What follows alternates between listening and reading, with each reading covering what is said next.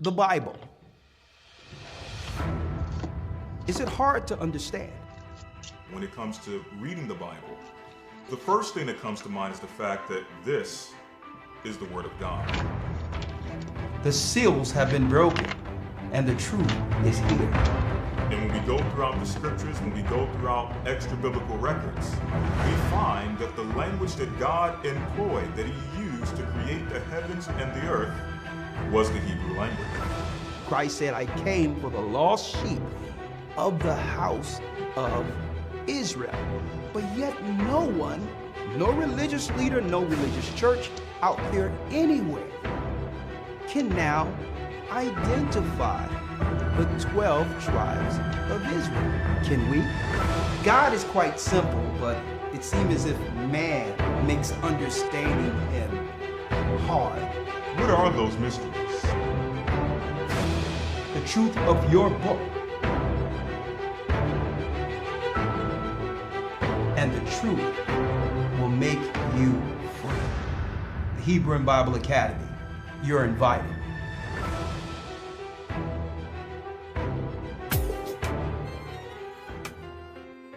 Shalom, shalom. Come on in.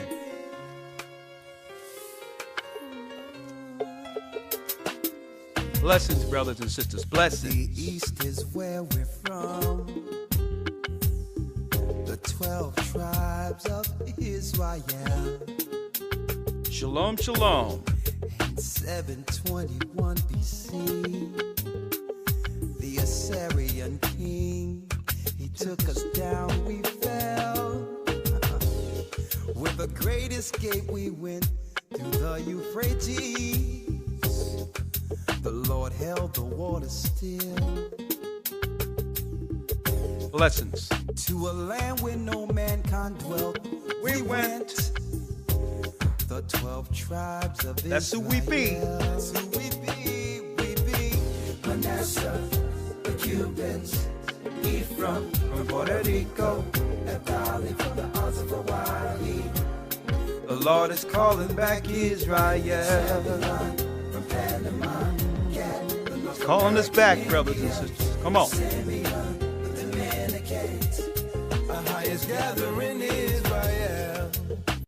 That's right. The Most High is gathering Israel. I'm Elder Ricard Shiar of the Gathering of Christ Church here with our weekly broadcast. All praises be to the Most High. AHAYAH, AHAYAH is His name in the name of YASHAYA.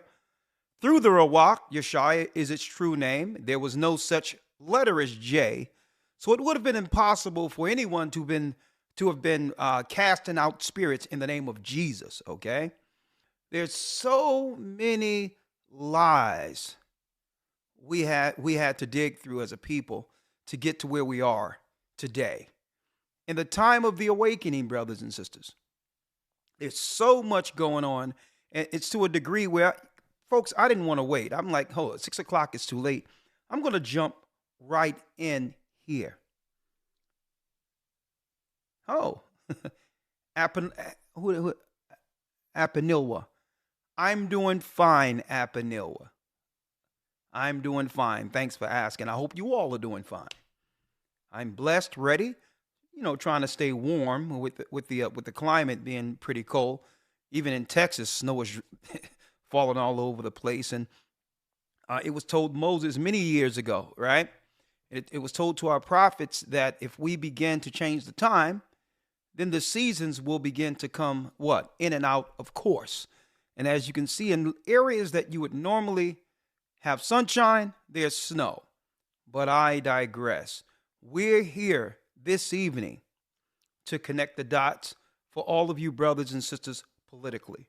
For those who don't realize or understand, this is a church, the Gathering of Christ Church, but not to be confused with modern Christianity, okay? Usually when you hear church, it's such a negative connotation that comes with it that most people are turned off, not realizing that Christ gave insight while he was walking with the disciples, that in the end days, his truth would resonate through all the darkness. And eventually, our brothers and sisters, those who were chosen to do so, would find truth. Okay?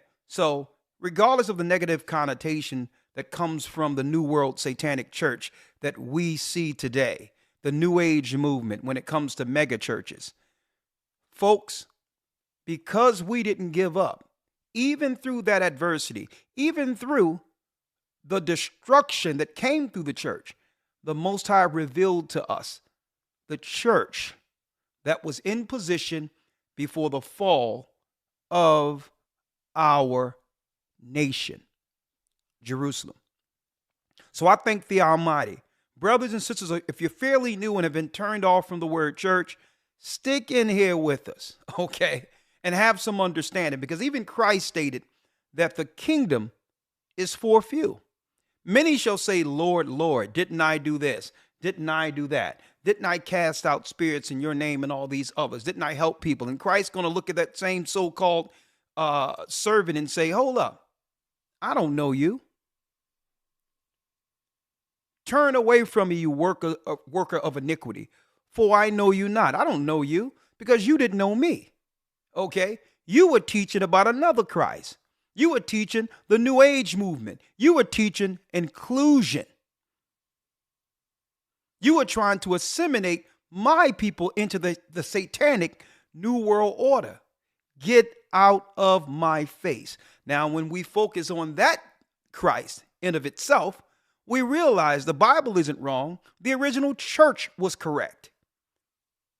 It has been infiltrated. It was infiltrated. And I'm saying this, be patient, because I know it took thousands of years to turn us off concerning a word called church or a place called church. And even it have actually had many walk away from the Bible itself, believing that what we are witnessing in the earth today called church is actually written in the book. So I believe that the Most High, through the Holy Spirit, have done what? He have actually given us a respite. He was giving us some. He have given us some rest to understand that the book we've always trusted upon, even in time past with no understanding, he have given us understanding that the book that we always loved and trusted on was as true as it was when we first began to believe in it. And that's why I thank the Most High for this church. I thank the Most High for the knowledge he bestowed in this work, folks. And keep in mind, it's not as if we are here in the church reinventing the wheel, okay? We're just servants. The only thing we did, in essence, was just say, let's get doctrine out of the way as far as the doctrine of men and deal with the book as it is written. And that in of itself led us back to the original church that was destroyed by the Roman Empire, by the Edomites. So speaking about that, before I go in, I would like to thank all my loyal academites in the academy. Thank you again. As you all can see, this academy is hitting hard. We went through what? We went into the creation of the universe, week 1, right? We went into week 2. What? Tracing the serpent seed to prove that what they call mythology and mythological gods aren't myth at all. These are the gods who came to this earth, who fell to this earth, who encompassed or was a part of that face of the deep. We all read about in Genesis 1. And they are the gods of this world. Okay, they are the gods of this world. Those who worship and follow Kabbalah, they worship the dark forces, Samael, Satan, your Vatican, and all these. They have hidden the fact that the gods they claim never existed as myth are actually the gods, that's right, they bow to, they serve, and receive technology from. Okay, but all in all, that's their God. What I'm trying to do through the Spirit of the Almighty is show what? A difference between what? The gods of the nations and the God of the Hebrews, the God of Israel. Okay, and the fact that Christ would make a line in the sand between those who would choose to follow him and the rest. And that leads us to our broadcast today, because we're going into week 3. Week 3, the promised seed. to prove beyond any shadow of a doubt, using archaeology, history, as well as the Bible, that the Most High have always had a what? A chosen people. That's who we are. That's who we are, folks. And I'm going into that, and I hope you can participate with us with this. Week 3, is there a chosen people? Is there a spiritual Israelite and all these others Christians are talking about? Have they lied on us? Well, folks, if anything, you'll see it this academy. You'll see it. I'm going to break it down through the precepts, Lawyer and I, from Genesis to Revelations, to prove that Israel has always existed. Okay? Just because we fell according to a curse doesn't mean the Most High forgot about us. And I'm going to talk about that and prove the doctrine of Christianity is a lie concerning that they don't know who God's people are and all these others. Folks, if anything, I can thank the Most High for, and again, go to historytimes.org to enroll. We still have spots in. They're still working to make sure we enroll you all. And even if you can't work Sunday, it's okay. Even if you can't be there present Sunday because you have to work or it's a day off, enroll anyway. We'll make sure you get the links and you'll still be able to view it at your own convenience. Okay, so just because you can't be there Sunday doesn't mean you have to miss it. Okay, and we'll give you your welcome pack, all the information at the end of the academy.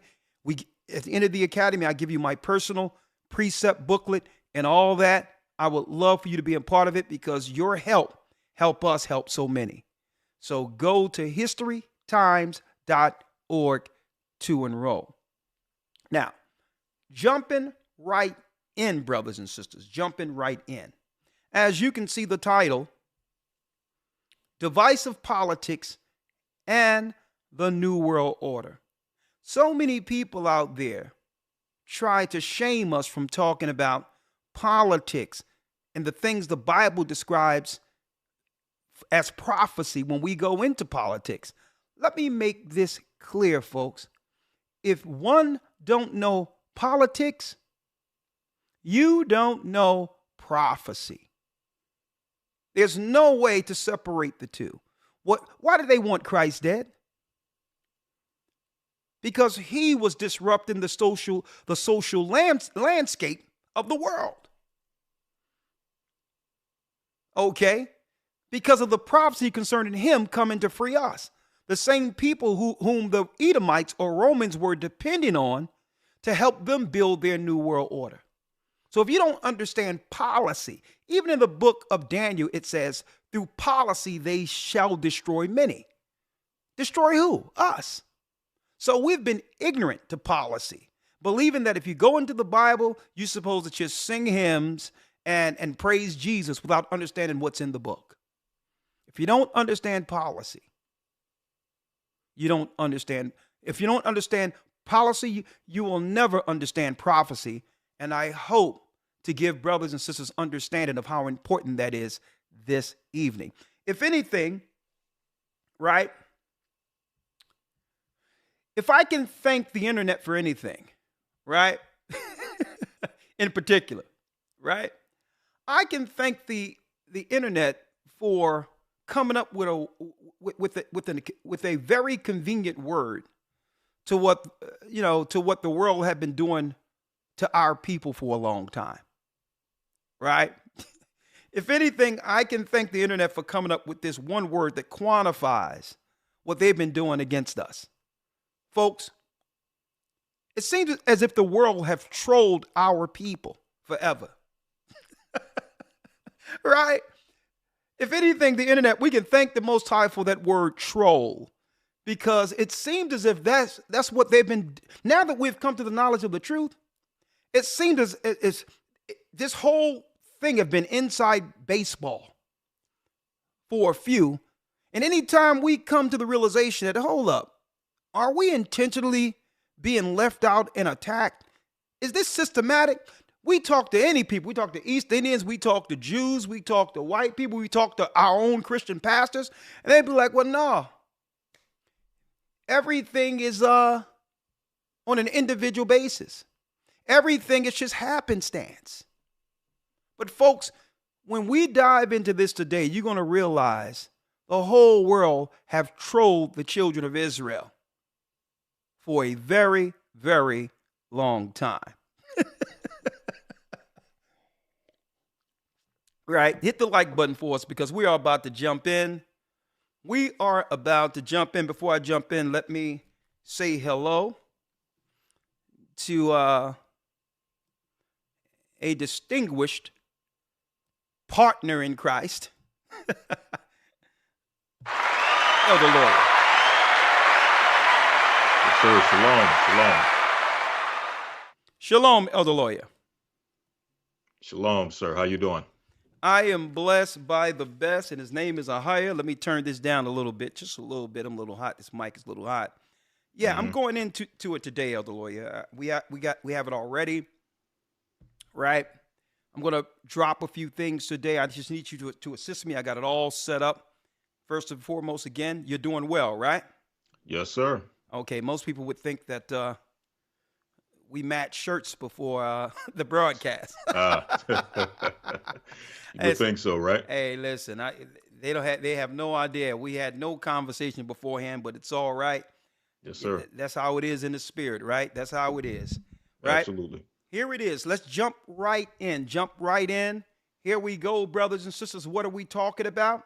And we're going to quantify this through the Bible. And at the end of it, what are we to do now that it's understood that there's enemies, political enemies,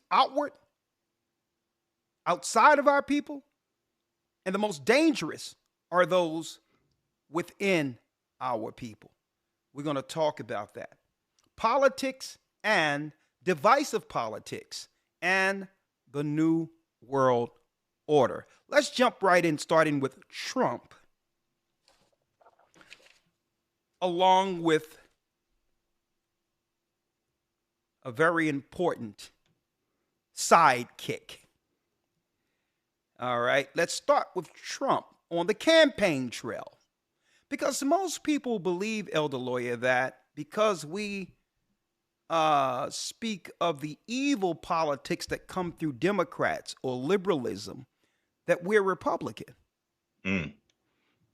Right? A lot of people might think that, right? Right. But today they're going to understand all of it.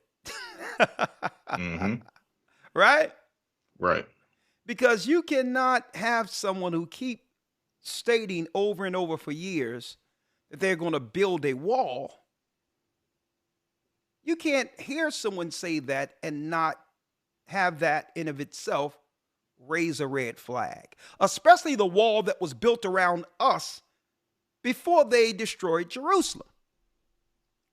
So I'm trying to put this together for people. Just because I told y'all to stay away from evil liberalism, which is Democrats, and the Bible speaks of them, okay? It wasn't to have you run to Trump. Let's make this clear. In essence, you're going to find out there was only one alternative for us the whole time. It was only one alternative. I'm not going to let the cat out of the bag to what that alternative is. Some of you all you probably guess it.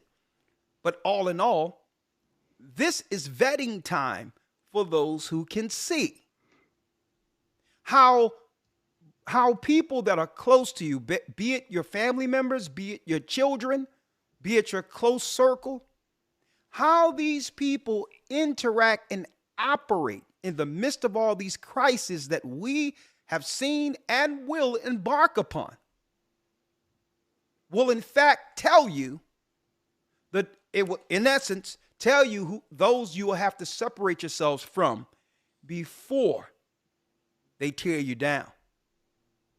And we're going into history right now, but let's first start with Donald Trump. Okay? And why did I say stay away from liberal Democrats? Well, I'm going to go into that in a moment, but before I go there, I focused on Democrats because that's the party our people predominantly trust.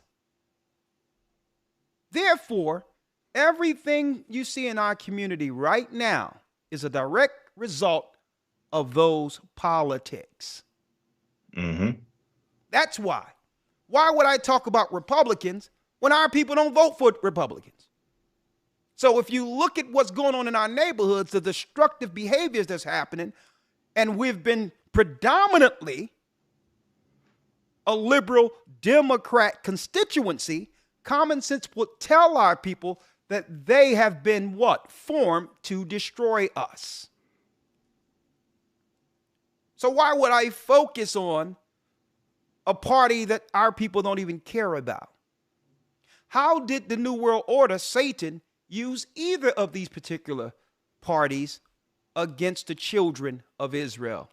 That's who we are. We're going to talk about this. But let's look at, real quick, Elder Lawyer, if you will, Donald Trump on the campaign trail with a familiar character by the name of Klaus Schwab. Klaus Schwab so happened to be German. He's a German Jew, right? So here it is. Why am I pointing out this concern in him right now? Because, of course, y'all know how it is when it comes to politics. Let's let everybody in and totally overrun the cities. I'm going to show you the scriptures and policy on that. Only to have everyone say, well, hold up. We need a savior to save us from what the government, Democrats and Republicans, agreed to happen. They both agreed and allowed this to happen. Right. Okay.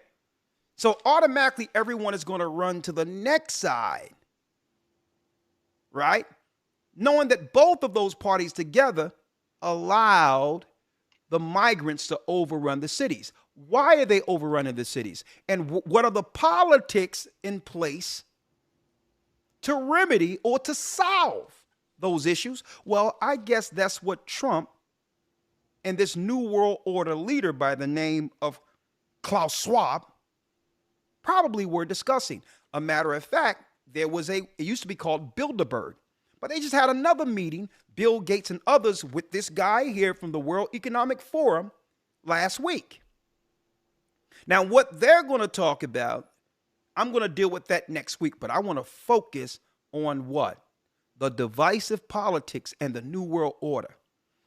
Give you a biblical perspective with an answer according to God on how we must roll, understanding that either side has always been against us. Check this out. Fair use for educational uses only. Well, we've loved it. We think it's a great country, a beautiful country, and we have had a tremendous success. Yeah, great success. And this gentleman, as you... He said, we have had what? We have had what? Yeah, great success. And this have had a tremendous success. We have had tremendous success. Now, folks, the guy you see here is more powerful than any politician in the world. Now, the majority of our people would see this particular video and wouldn't understand the gravity of this particular scene here. Now, politically, they walked out there together. Why?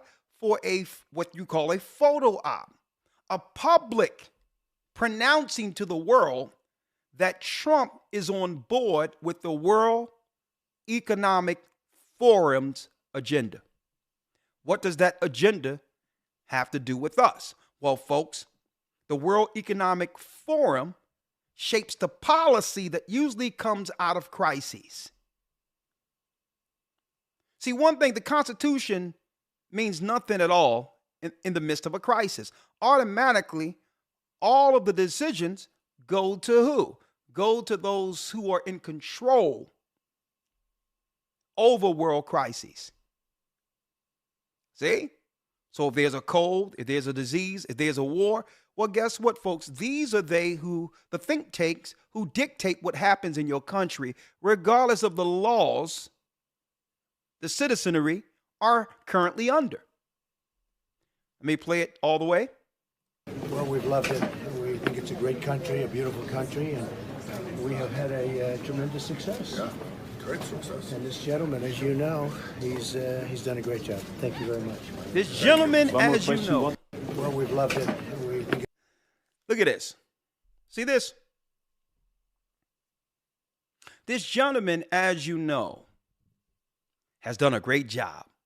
Now, the majority of people in the earth, the everyday person is trying to put food on the table or you know, or are affected by the gas prices, wouldn't even think twice about this particular guy next to Trump. But we're here to inform you, okay? Fair use. Fair use. Mr. Klaus, 3 years ago, stated that we must adjust this earth or be prepared for an angrier world. What does he know? An angrier world? Well, this is fair use for educational and religious purposes only. I don't know how it will play out in November, but what we know is that we will end up with many more unemployed, and particularly also people in the gray economy, which are not. So he knew 3 years ago that many people will end up unemployed. Now think about this. He knew this 3 years ago, folks. At the same time he knew this, the World Economic Forum, under the politics, the world politics of inclusion, right? It's also intertwined into a world without borders. You hear about this when you go into the World Economic Forum when it comes to diversity and inclusion, a world without borders. So they'll have you think that this is some type of asylum situation we're dealing with right now. Well, Mr. Klaus Schwab, if you knew that the world would become angrier 3 years ago for lack of jobs, why would you and other leaders agree to have the inner cities overrun by illegal immigrants or migrants or people that have been made into third world? These people really need refuge based on what was done to Venezuela after the death of Chavez and others. So if you knew that it would make the world angrier, then why have politics where the cities are overran by migrants with no place to stay in the midst of winter? But I digress. Now, the question lies here, Elder Lawyer, and I'm going to ask the people, is there some level of orchestration here? Is some of this politically orchestrated? Now we're gonna have you answer that question in a moment, but I need you to hit the like button. And angrier, look at title. The World Economic Forum founder must prepare for an angrier world 3 years ago. And guess what? He was just seen with Donald Trump last week. I don't know how it will play out in November, but what we know is that we will end up with many more unemployed, and particularly also people in the gray economy, which are not counted for, who lose their jobs. So we will see definitively a lot of anger already now, but probably increased by the end of the year, because this crisis will be with us until we really have found a remedy. So we have. Now, mind you, Biden and Kamala met with him a little over 3 years ago, folks. Now, look at this. You can't make this up. The same guy sitting with Donald Trump, right, met with Biden and Kamala during the pandemic. So is he Democrat or Republican? Huh? Mm-hmm. I'm trying to get you all to think outside of the bubble they've placed us. So whichever way this guy go, we know either side is on board. Have to prepare for a more angry world, and how to prepare. It means to take the necessary action to create a fairer world, to see that we provide everybody with decent access to the health system. Yeah, got that German accent. I mean, are we living under the Fourth Reich? That we make sure that those people who are really left behind, and I'm not speaking only on national levels, I'm speaking also internationally. If I see now the tragedy in some of the emerging countries like South Africa, like some countries in East. Listen to the countries he's highlighting here. I mean, why are they always up in our sauce, up in our stew? Think about this. I'm going to show you why in a moment. East Asia. I think it's all, I don't have too many remedies. The remedies have to be discussed through dialogue by the stakeholders of our global system. But by stakeholders of our global system.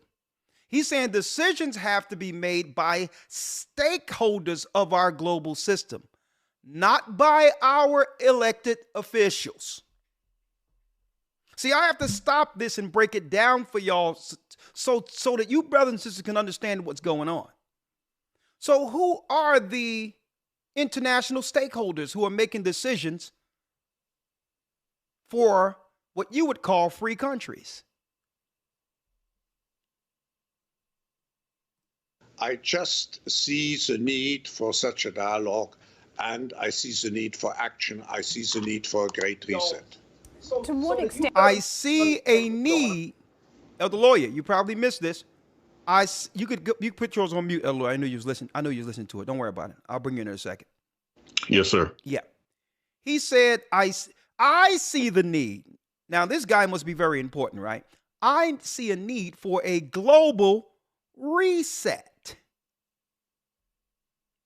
Now, is that a negative or positive thing? A global reset for those who are suffering under the current world status, the current world conditions, right? You have people that can't even adjust to what we're dealing with now. And he's talking about, he see a need for a new global reset without telling the world what that entails. What does that mean for the people who live on earth? Mainly in Western countries or the world abroad. Well, you're here. This is where we get some of these answers, right? Then would a reset be brought about by a change in the White? Will a reset? To what extent would a reset be brought about by a change in the White House, the election of Joe Biden, for instance? See? The election of Joe Biden, for instance. So, folks, the reset already happened.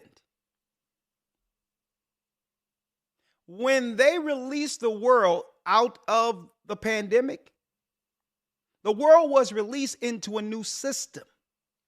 In order to set up a new system, the whole world had to stop to put the what? The new world infrastructure in place. Everything you're seeing now, whether you agree with it or not, came out of the reset. When you look up and you're seeing all these foreign people around you and all that, a world without borders is what they talked about on what? The economic forum, the World Economic Forum. Is what we're living under now, which is really social warfare. What I'm showing you, brothers and sisters, you have to know what a social mercenary look like. What does a social mercenary look like? Mercenaries are usually paid to take out an enemy. Now, what makes them mercenaries is the fact that they're not aligned to any particular army or country. A mercenary is what? You got it. A mercenary is an individual asset who's willing to attack anyone, anybody, under a mercenary contract based on pay. What we are witnessing today, whether it be illegal immigrants or whatever the case is, are mercenaries, because they're not coming over just to come over. They're being paid and being promised payment to destabilize the cities. And we're going to talk about that. These are mercenaries. Fair use, education, and religious purposes only. I don't know. We shouldn't speculate about the outcome of the election. We will see beginning of November, and then we can, in any case, we can, and the World Economic Forum is very open and as an open platform to integrate everybody who is... To integrate. Listen to what he's saying, folks. Don't let his accent go over your head. We must integrate. Listen to what that is, folks.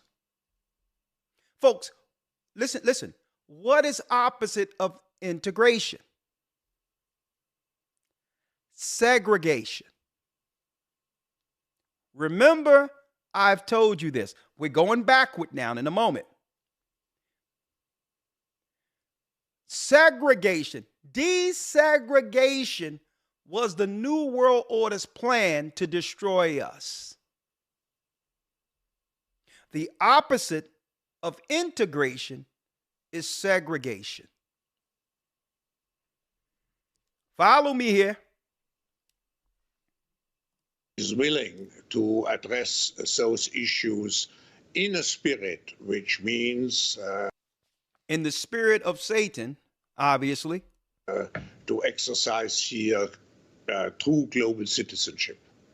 I want to just pick up on... True to exercise, you better hear this, to exercise true global citizenship. Now, you're already a citizen of a country, right? So what have you been integrated into? We're going to talk about that in a moment. Okay, there's nothing new under the sun. These people have never had an original idea. What he's saying is exactly out of the scriptures. That's right. From throughout history. That wicked one around 137 BC of Antiochus Epiphanes. And we're going to talk about that in a moment, right? So they never had an original idea in their lives. It's because our people don't understand history. You don't understand where this is going. Right? On some of the economic projections in your book, you tackle what the future may look like. And at this stage, we're grappling with various letters of the alphabet, whether it's a V or a U or perhaps even a symbol, a tick shape. Can you just give us some clues about the growth down the track, what we can expect? What can we expect? First, if you look at it at the national or global level, at the macroeconomic level, one of the things we address very much in the book and we are concerned is the increased debt level. We spend about 10 trillion worldwide to deal with the short-term negative effects of the pandemics. But we should be aware we are just increasing our debt situation. And we were already very much debt loaded before we went into... Now, mind you, folks, a disease that could cripple the world was discussed under the same forum years before it actually happened. That's not allegedly. It's in the World Economic Forum's on their website. To the crisis. So how to get at the end out of this debt situation is still a big question mark. Second, let's see if it's a big question mark, folks, because this guy, I kept my eyes on him in particular. Why? 1 second. Let me turn to one moment.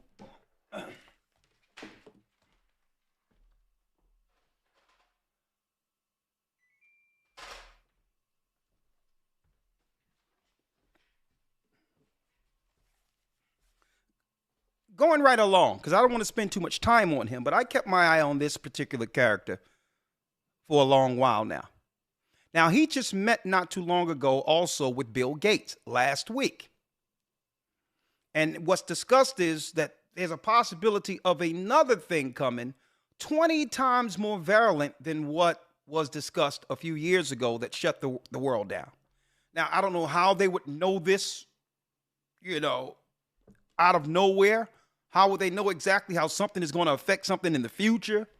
I mean, hey, but I'm gonna leave that alone here. Let's just talk about the politics. I've been keeping my eye on this guy for a long time, right? Klaus Schwab, right? Listen to this. Very fast. But can you imagine that in 10 years when we are sitting here, we have an implant in our brains? Can you imagine what? Can you imagine when we're sitting here 10 years from now with an implant in our brains? Advancing very fast. But can you imagine that in 10 years when we are sitting here, we have an implant in our brains, and I can immediately feel, because you all will have implants, and we measure your brain waves, and I can measure your brain waves. He says, he told everybody in the room. So all of them must be down with this. Well, we all going to have it, right? Advancing very fast. But can you imagine that in 10 years when we are sitting here, we have an implant in our brains, and I can immediately feel, because you all will have implants, and we measure your brain waves, and I can immediately tell you how the people react, or I can feel how the people react to your answers. Is it imaginable? He can feel what other people are thinking and feeling? Now, I don't know about you all, folks. Do you want to have this guy around knowing what you're thinking and feeling?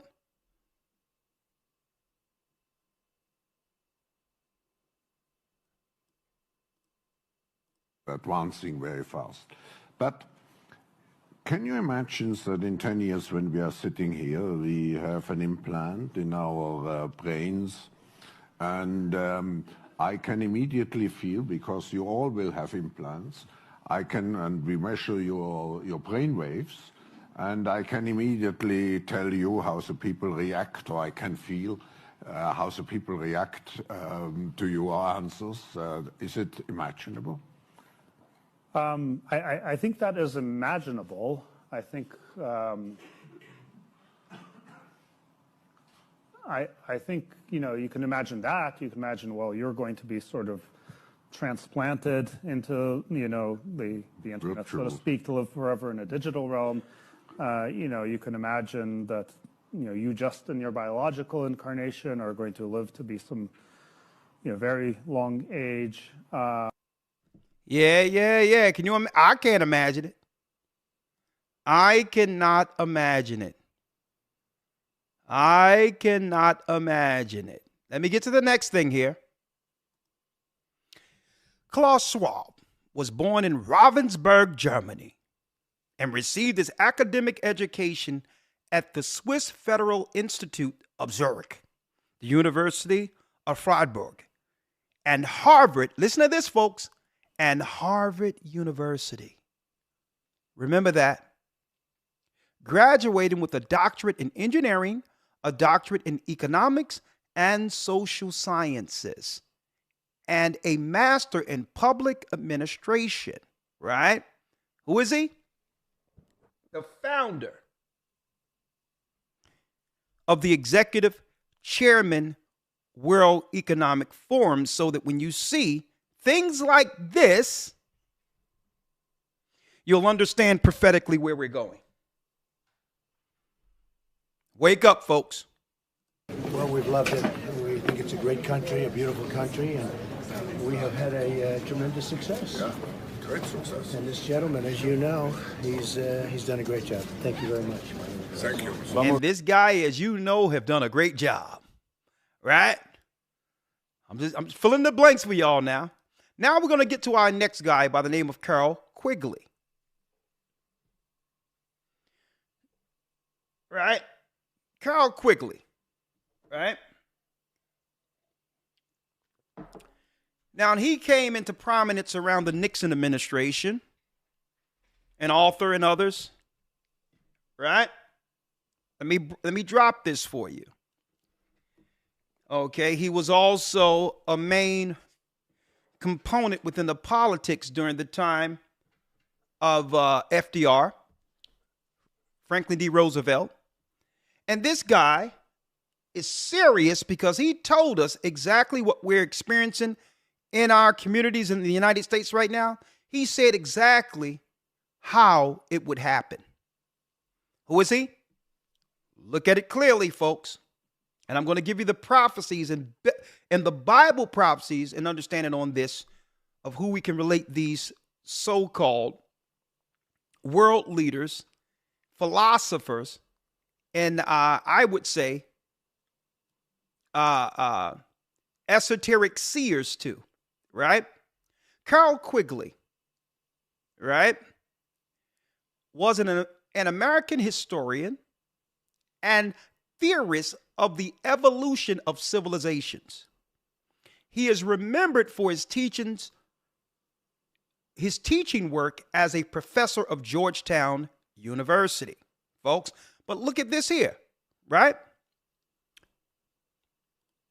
And his seminal works, The Evolution of Civilizations, An Introduction of Historical Analysis and Tragedy and Hope, A History of the World in Our Time, in which he states that the Anglo-American banking elite have worked together for centuries to spread certain values globally. Now, look at his life and career. Look at where we're going here. Where was the Bushes? What were they about? Harvard and Yale, Harvard and Yale, Harvard and Yale, right? The first guy, Klaus, even though he was operating, he was born overseas, he studied at Harvard. Now we got the life and career. Born in Boston, Quigley attended Harvard University, where he studied history and earned a BA, an MA, and a PhD degrees. He taught also at Princeton in New Jersey, and then at Harvard, and then from 1941 to 1976 at the School of Foreign Services of Georgetown University. Now, why am I bringing up this man here, Carroll Quigley? Well, listen to what he said would happen. What would need to happen between the Democrats and the Republic in order for the corporations to bring in the New World Order. And he stated this in 1976. And yeah, by the way, for fair use and educational purposes only, I need y'all to hear this and hear it good. And a matter of fact, let me cut up on the captions so that you can hear what he stated in 1976 concerning the Democrats, the Republicans, the citizens, the state, only a few minutes, as well as how the corporations were going to come in at the very end. Listen to this. Good evening. My name is Peter Crow. I'm the Dean of the School of Foreign Service, and it is my privilege on behalf of the school and the Department of... Hold on. I'm going to make it so you all can see it. Fair use. Let me put fair use over here. Educational purposes only. And let me move it up so you can all see the closed caption. You know, those things were recorded so many years ago, right? So many years ago. It was recorded many years ago. So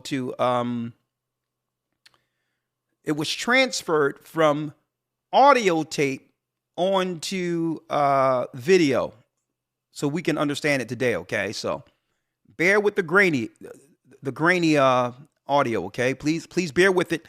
Listen to this carefully. another Harvard graduate.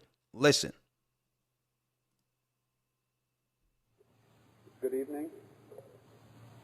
My name is Peter Crow. I'm the Dean of the School of Foreign Service, and it is my privilege on behalf of the school and the Department of History to welcome you to the renovated Gaston Hall and to an occasion this evening at which we honor an established institution and inaugurate a new one. The established institution is Professor Carol Quigley, whose teaching has quickened and disciplined the minds of generations of School of Foreign Service students. Now, hold up. Let me get straight to it. One moment. Let me get straight to it. Let me get the one I want. Hold on Quigley. 1 second. I'm going to jump straight to it. 1 second, Elder Lawyer, all right?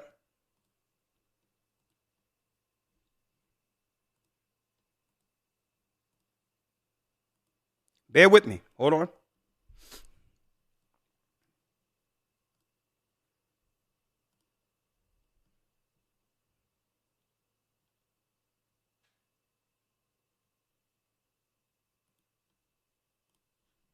Let me get it here.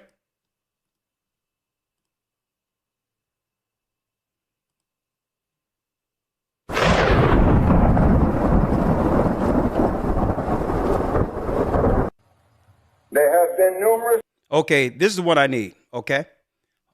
The volume is pretty good on this one too, so here it is. Fair use, educational purposes only, fair use.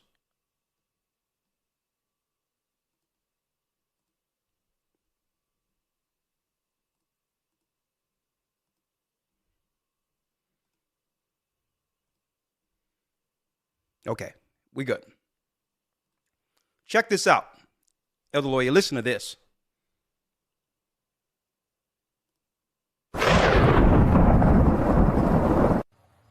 There have been numerous books published. There's been numerous books published. Let me put the closed caption on. Hold on.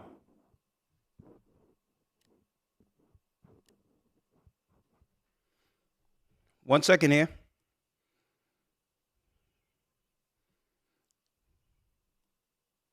There we go. There's been numerous books published. Listen.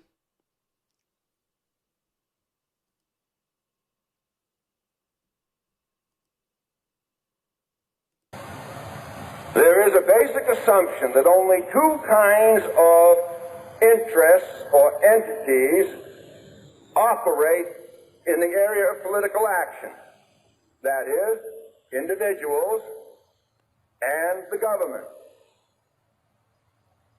There have been numerous books published with such titles as Man versus the State. I know two of those. They both appeared, I think, in 1906.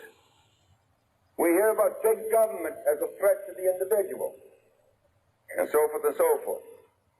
Conservatives now are telling us that we must curtail government, cut government spending, cut government powers, reduce government personnel. Now, he's saying on the conservative side, on the conservatives, it's saying that we should have what? Smaller government, right? Smaller government, less spending so that the people can have what? From the conservative side, the Republicans, a better quality of life, being able to save and hold on to their money.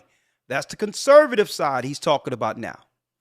That to take the power out of government and give it to the people, right? Listen. For the sake of making individuals more free. So that you'll be more free, right? The more money you have, the more you can determine the outcomes for you and your family. That's the conservative side. This was 1976, folks. Listen.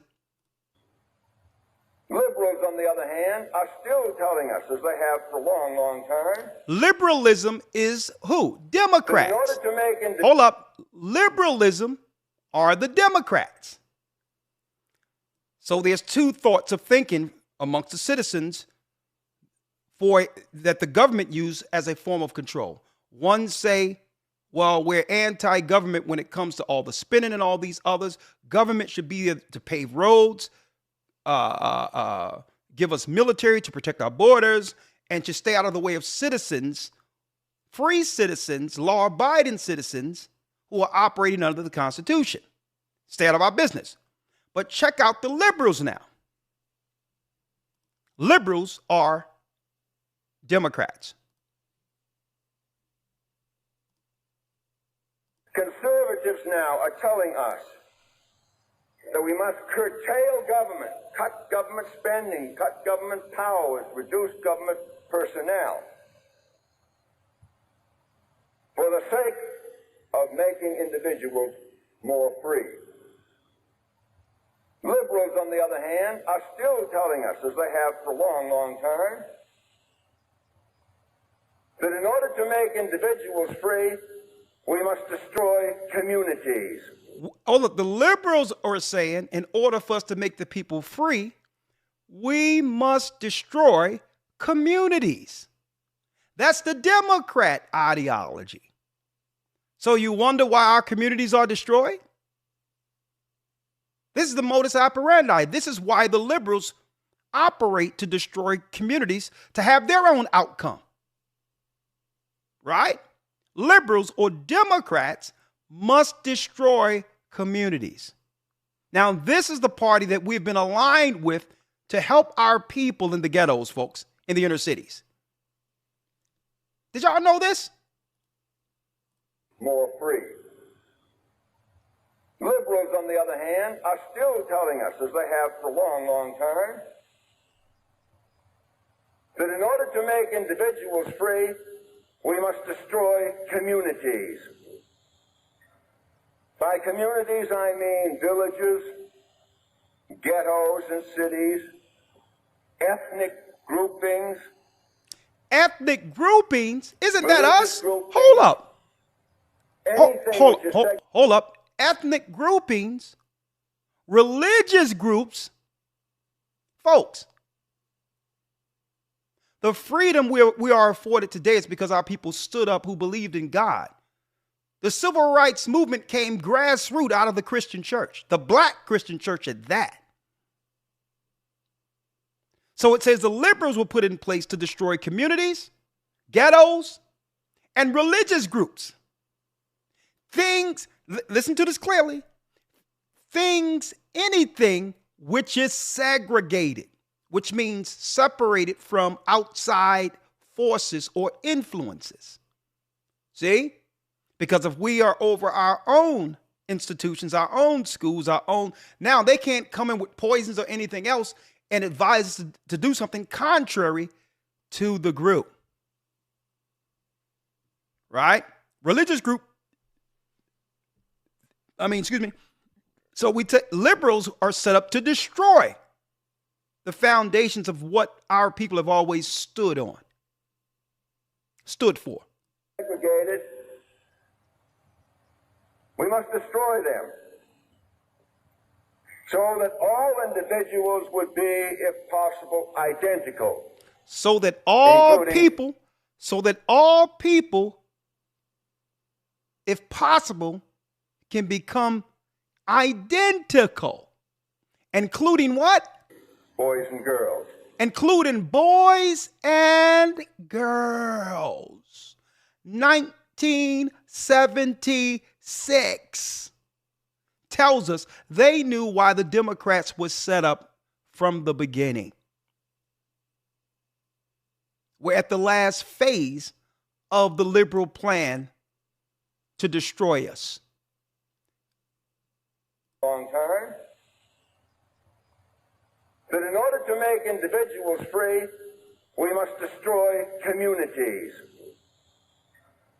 By communities, I mean villages, ghettos and cities, ethnic groupings, religious groupings. Now you wonder why all of the natural, cultural, artistic value we brought to this country has now been totally eradicated and erased before us. You notice that? We were identified culturally as a people based on what? Based on what came out of struggle and all that, right? Rap became what? An art form, speaking against justice, speaking to what we experience, and now it's become Nas X. Nas X. Gospel was music speaking to what? The grassroots understanding of our slavery to one day make it back to Zion, and it became Kirk Franklin and Tyler Perry. Right? Even the music of our women who used to sing about love. There's nothing like my guy. He may not be a movie star, but he don't have to be rich. He don't have to be high value. But when it comes to being happy, we are. There's not a man today who can take me away from my guy. They switched her out with Little Red, with Sexy Red. Harlotry. This was the plan. Integration. Ethnic groupings, religious groupings, anything which is segregated, we must destroy them so that all individuals would be, if possible, identical. And I had to go into this, brothers and sisters, right after the so-called celebration of the great Martin Luther King, because Martin Luther King seen this, seen what the liberal was trying to do by attaching themselves to him, and says, and he quoted, "I'm afraid that I've led my people into a burning house," and said, well, listen, we must change this midstream to know the only way to protect our people from the integration is to make sure our people, the descendants of slaves, the tribe of Judah, receive reparations. If we're not financially taken care of first, these other people are going to come in and utterly decimate us. Utterly decimate us. And he knew it. He knew what? He knew the innocence from a large scale, being that we were predominantly a Christian people, could not rival the evil we were getting integrated into. We were too trusting. And if we aren't protected, being such a trusted people, these liberals would rip our families apart. They would join our churches. They'll become what? They become leaders and principals over our schools. They would begin to lead our religious institutions and focus on destroying our children and turning them out.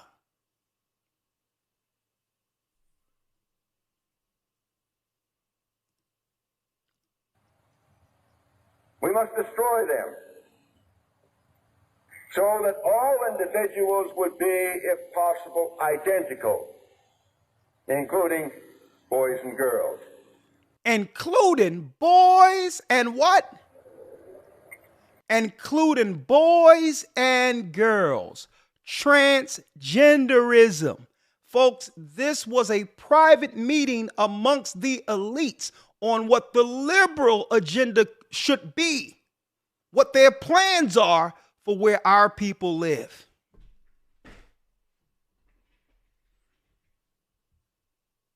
Huh?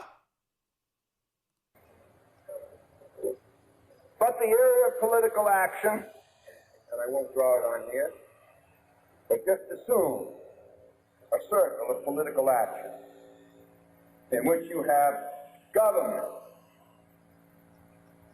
individuals acting in there.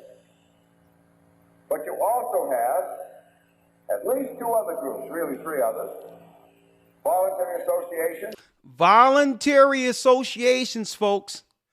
They was going to use activism. Voluntary associations who are mercenaries. They're going to come in under the guise of philanthropy in our communities as if they are for our causes. But the people who were for our causes had to be what? Had to be silenced first so that they could hijack protesting and activism.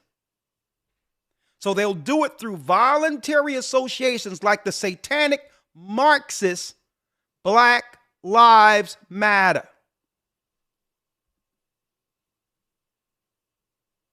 Which I'll say no more about.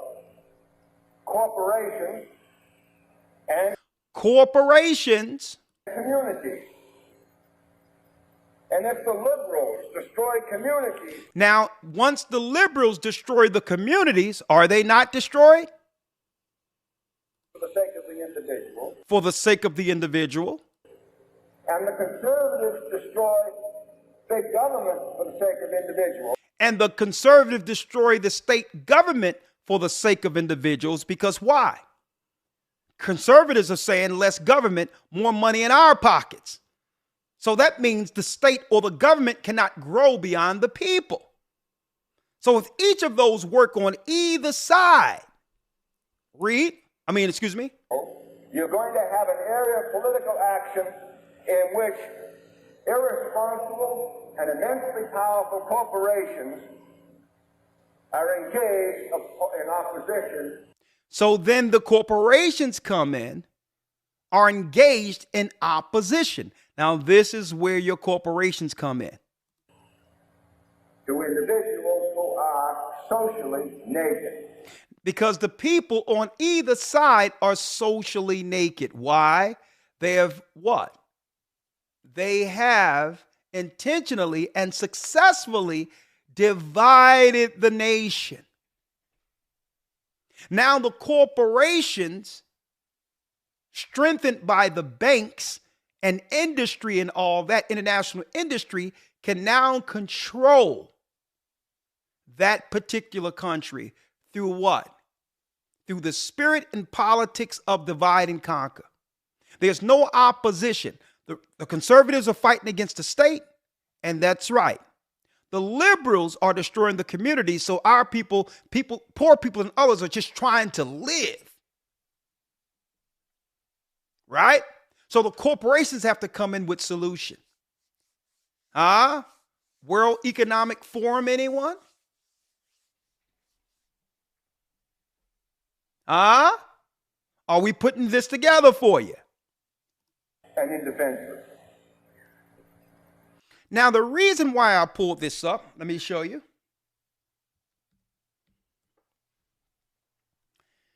There are 3 basic ways to win obedience, right? Here's one of Quigley's quotes.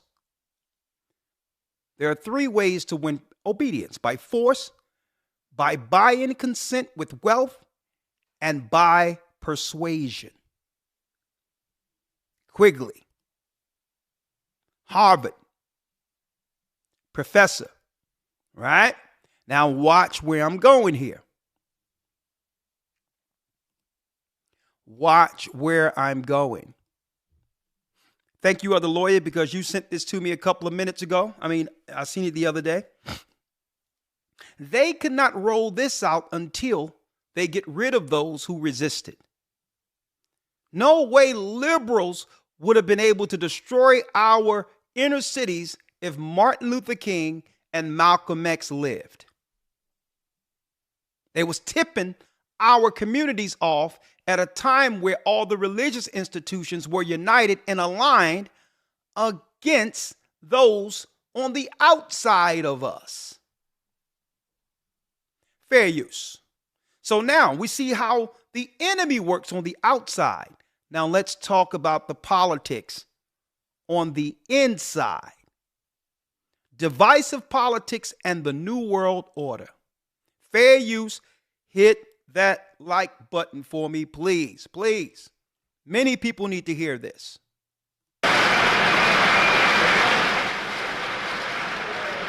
All the other slave education, a little education, fed him well, and even gave him a little education, Gave him and dressed, took Tom Now notice Malcolm is going to start off with people who brag about degrees. Now look at what the enemy does with their degrees, and look what our people does with theirs. It's like we get a degree just to brag to other people within our community that's gone to hell about our education. Look how they take their education for full control, and look what we use our education for. But I digress. Not that education is bad, right? But is our education used like utilized like theirs? But I digress. Malcolm. The slave master took Tom and dressed him well and fed him well and even gave him a little education, Gave him a long coat and a top hat and made all the other slaves look up to him. Then he used Tom to control them. The same strategy that was used in those days is used today by the same white man. He take a Negro, so-called Negro, and make him prominent, build him up, publicize him, make him a celebrity, and then he becomes a spokesman for Negroes and a Negro leader.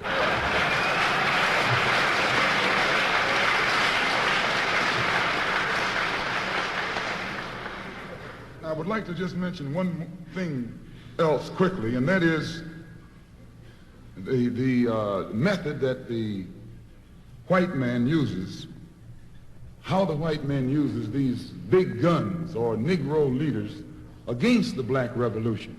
They are not a part of the black revolution. They're used against the black revolution. When Martin Luther King failed to desegregate Albany, Georgia, the civil rights struggle in America reached its low point. King became bankrupt almost as a leader. Plus, even financially, the Southern Christian Leadership Conference was in financial trouble. Plus, it was in trouble, period, with the people when they failed to desegregate Albany, Georgia. Other Negro civil rights leaders of so-called national stature became fallen idols. As they became fallen idols, began to lose their prestige and influence, local Negro leaders began to stir up the masses. In Cambridge, Maryland, Gloria Richardson. In Danville, Virginia, and other parts of the country, local leaders began to stir up our people at the grassroots level. This was never done by these Negroes whom you recognize of national stature.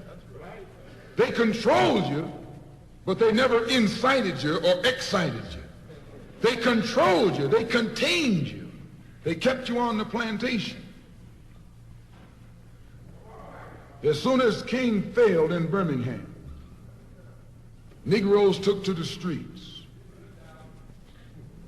King got out and went out to California to a big rally and raised about, I don't know how many thousands of dollars. Come to Detroit and had a march and raised some more thousands of dollars. And recall, right after that, Wilkins attacked King, accused King and the Corps of starting trouble everywhere and then making the NAACP get him out of jail and spend a lot of money, and then he accused King and Corps of raising all the money and not paying it back. This happened. I got it in documented evidence in the newspaper. Roy started attacking King, and King started attacking Roy, and Farmer started attacking both of them. And as these Negroes of national stature begin to attack each other, they begin to lose their control of the Negro masses. And Negroes was out there in the streets. They was talking about, we're going to march on Washington. By the way, and right at that time, Birmingham had exploded, and the Negroes in Birmingham, remember, they also exploded. They began to stab the crackers in the back and bust them upside the head. Yes, they did. That's when Kennedy sent in the troops down in Birmingham. So, and right after that, Kennedy got on the television and said, this is a moral issue. That's when he said he's going to put out a civil rights bill. And when he mentioned civil rights bill and the Southern crackers started talking about they were going to boycott it or filibuster it, then the Negroes started talking about what? We're going to march on Washington. march on the Senate, march on the White House, march on the Congress, and tie it up, bring it to a halt. Don't let the government proceed. They even said they was going to go out to the airport and lay down on the runway and don't let no airplanes land. I'm telling you what they said. That was revolution. That was revolution. That was the black revolution. It was the grassroots out there in the street. Scared the white man to death. Scared the white power structure in Washington, D.C. to death. I was there. When they found out that this black steamroller was going to come down on the Capitol, they called in Wilkins. They called in Randolph. They called in these national Negro leaders that you respect and told them, call it off. Kennedy said, look, you all letting this thing go too far. And old Tom said, boss, I can't stop it because I didn't start it.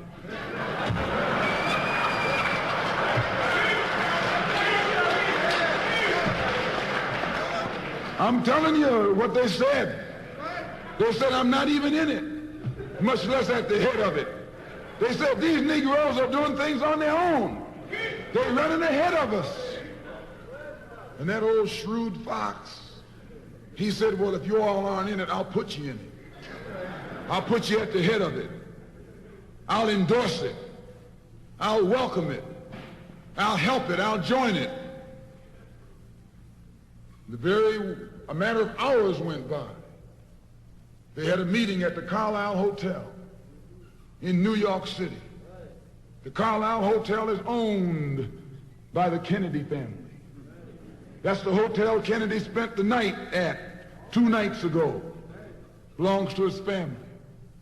A philanthropic society headed by a white man named Stephen Currier called all the top civil rights leaders together at the Carlisle Hotel and told them that by you all fighting each other, you're destroying the civil rights movement. And since you're fighting over money from white liberals, let us set up what's known as the Council for United Civil Rights Leadership. Let's form this council, and all the civil rights organizations will belong to it. And we'll use it for fundraising purposes. Let me show you how tricky the white man is. And as soon as they got it formed, they elected Whitney Young as the chairman. And who you think became the co-chairman? Stephen Currier, the white man. A millionaire. Powell was talking about it down at the Cobo today. This is what he was talking about. Powell knows it happened. Randolph knows it happened. Wilkins knows it happened. King knows it happened. Every one of that so-called Big Six. They know what happened. Once they formed it, with the white man over it, he promised them and gave them $800,000 to split up between the Big Six, and told them that after the march was over, they'd give them $700,000 more. $1.5 million split up between leaders that you've been following, going to jail for, crying crocodile tears for, and they've nothing but Frank James and Jesse James and brothers.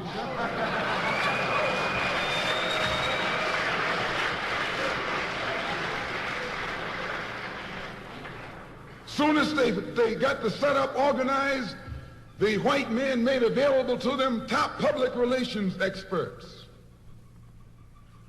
Opened the news media across the country at their disposal. And then they begin to project these Big Six as the leaders of the march. Originally, they weren't even in the march. You was talking this march talk on Hastings Street. Is Hastings Street still here? On Hastings Street. You was talking the march talk on Lenox Avenue. And down on, Fillmore Street. And Central Avenue. And 42nd Street and 63rd Street. That's where the march talk was being talked. But the white man put the Big Six ahead of it, made them the march. They became the march. They took it over. And the first move they made after they took it over, they invited Walter Reuther, a white man. They invited a priest, a rabbi, and an old white preacher. Y'all hear that? Total infiltration. Total infiltration to bring in and to hijack where we live. Through activism and liberalism, they hijacked it. And now when you hear about civil rights, you hear about someone's sexual preference. Rusted, what's his name, Elder Lawyer? Rusted who? You talking about Bayard Rustin? Bayard Rustin is all you hear, because they use that as proxy to claim that someone's sexuality has an impact on who they are as an activist for our people now. It wasn't the fact that he was black. It was the fact that he was homosexual. Well, if you open that up that way and say, well, his sexuality had something to do with it, it wouldn't take anything for a white lesbian who was what? On the outside of us as far as activism goes, and a white homosexual who was outside of activism as far as our people go, and have them become integrated into our systems and leaders over our social programs. See that?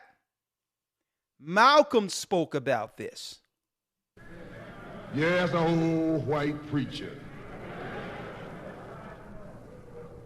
The same white element that put Kennedy in power, labor, the Catholics, the Jews, and liberal Protestants. Same clique that put Kennedy in power. The same clique that put Kennedy in power, folks. He named him, he wrote it off. Had a hand in what? Misdirecting the whole civil rights movement to integrate it so that liberalism could come in and destroy our people. Right? What we have before you here.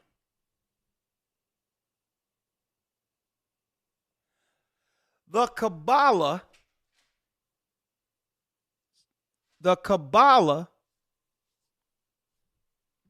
look at it. Historic symbol of control. I'm going to step away just for 1 second. Yeah, no problem, Elder. The Kabbalah. Right? Let me go here.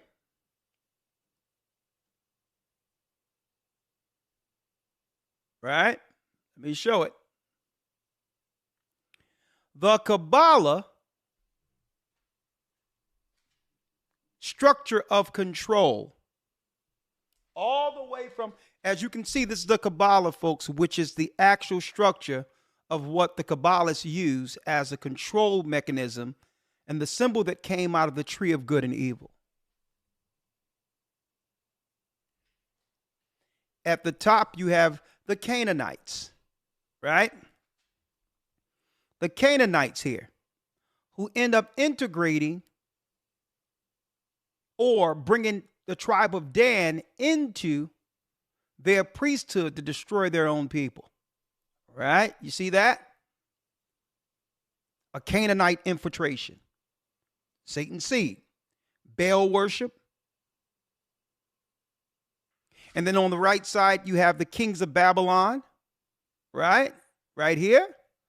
Then you got Pharaoh of Egypt working against the Hyksos, which were our people. Then you have all the way down the Roman Empire and the Judean Empire after the fall of Jerusalem, which was synagogue Satan that was actually infiltrated by who? You got it. The Edomites, who converted during the time of Hyrcanus. Right? Then you got in the center of it all who take their dark source and belief from all of these particular systems, the Canaanite system, the Vatican itself,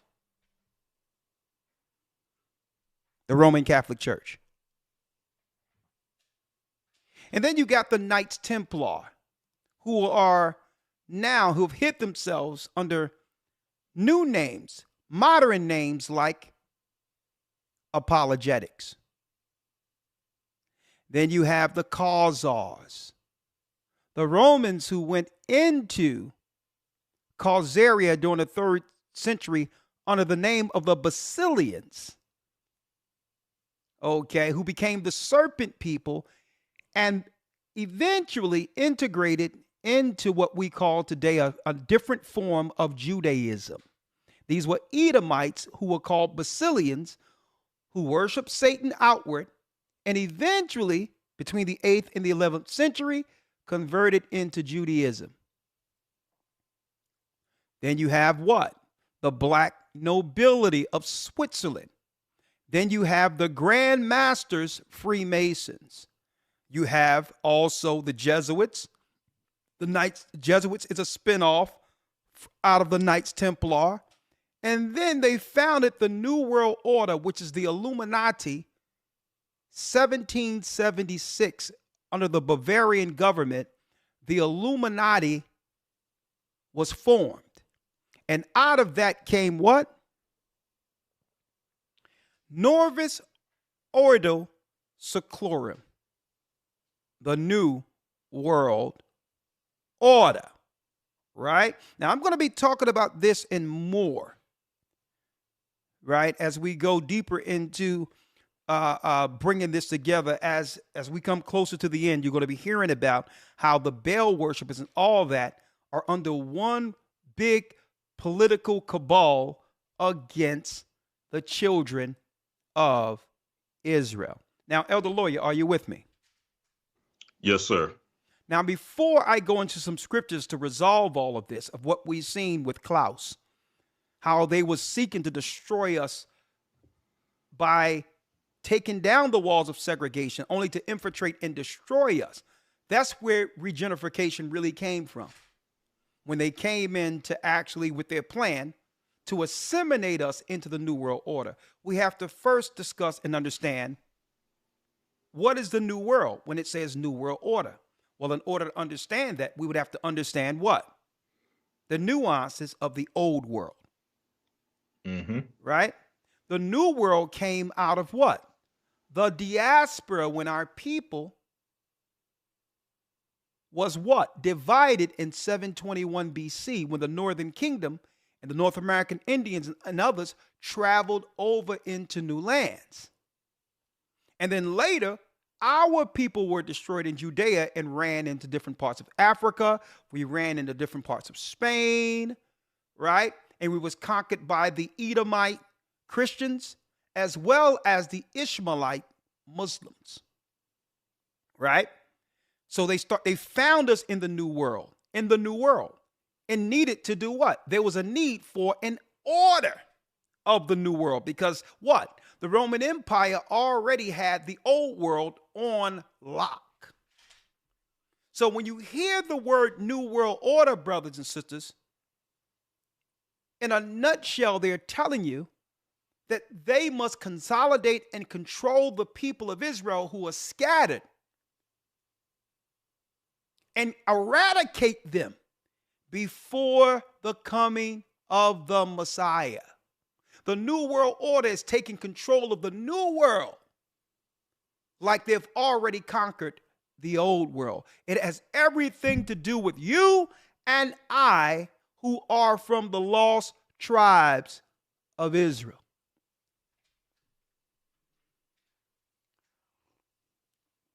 So when they say New World Order, a lot of people don't understand the optics of that. You don't understand what it is.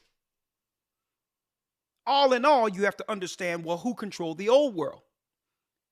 And why would there be a need for a new world? When they conquered the Americas, right, amongst their so-called conquerors and others, they said that they found what, folks? The new world.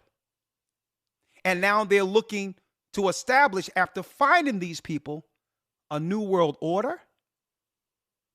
Well, who are these people they found? Right? The New World Order is to actually do what? Find the children of Israel and overcome them before the second coming. I'm quantifying this for you. But what's tough about this, Elder Lawyer, is the fact that We're not just fighting the enemy without, with the Democrat and Republican and all that who have always aligned themselves against us. We're fighting those within us. The biggest issue we have is the same issue Malcolm X pointed out, Martin Luther King pointed out, that the enemy is going to be the enemy. But why is there always someone amongst our own people seeking to help the other side destroy us? So, Elder Lawyer, if you may, let's grab a few of those real quick. Yes, sir. Let's go to the book of Maccabees, the first chapter, 1 and 10 first. Yes, sir. Maccabees 1 and 10. Now, why am I going to Maccabees 1 and 10? For those who missed it, just to give you a quick overview here, a synopsis here. For those who missed it, Donald Trump was just seen with this guy right here. He was just seen last week with that guy. Okay. Who is that guy you see before you?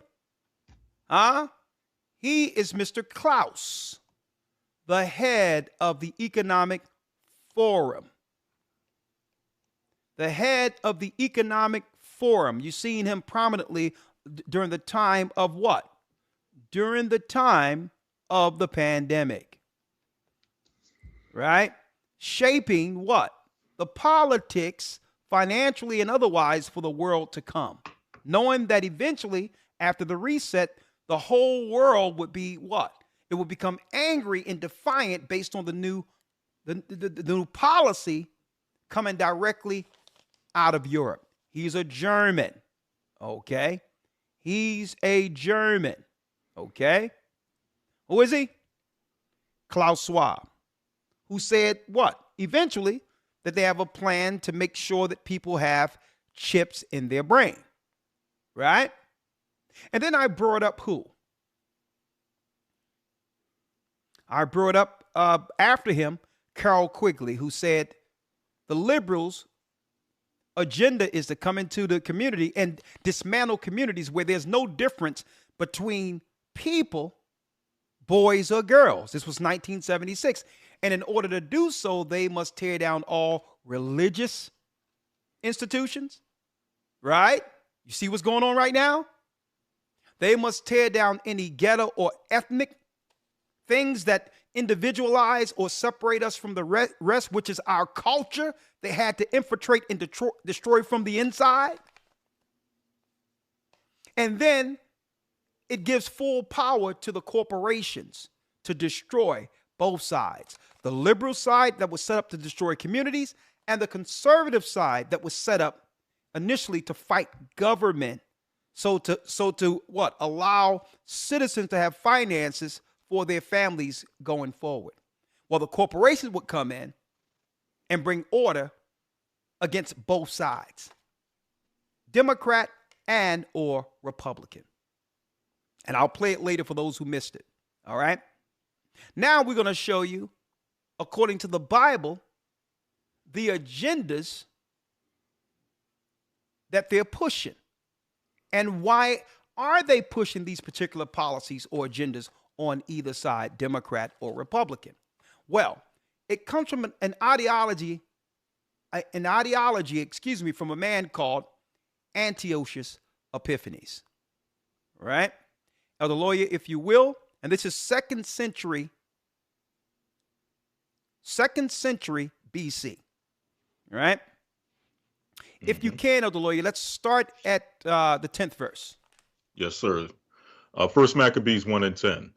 And there came out of them a wicked root, Antiochus, surnamed Epiphanes, son of Antiochus the king, who had been in hostage at Rome. And he reigned in the 137th year of the kingdom of the Greeks.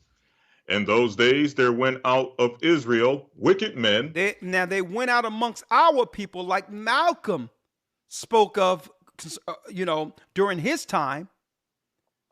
Speaking of these so-called educated Negroes, who use their education as a badge of honor, not to free their people, but to get along with those who've enslaved us in order to destroy our people, to look down on the uneducated. Right? Esau gets a master's degree and joined Harvard, and he used that education to do what? Empower and to keep his people in control. We get an education only to brag to other slaves that, yeah, master has accepted me into his house. Mm-hmm.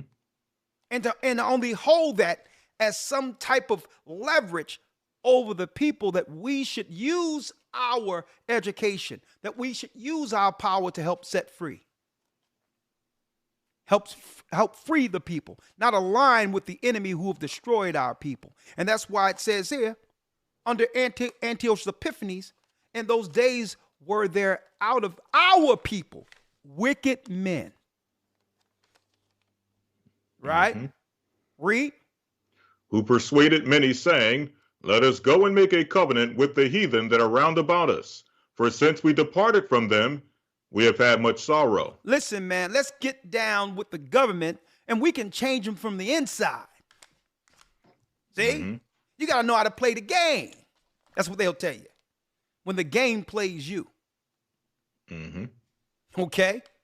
See, that's the excuse they'll give to our people after they sell out.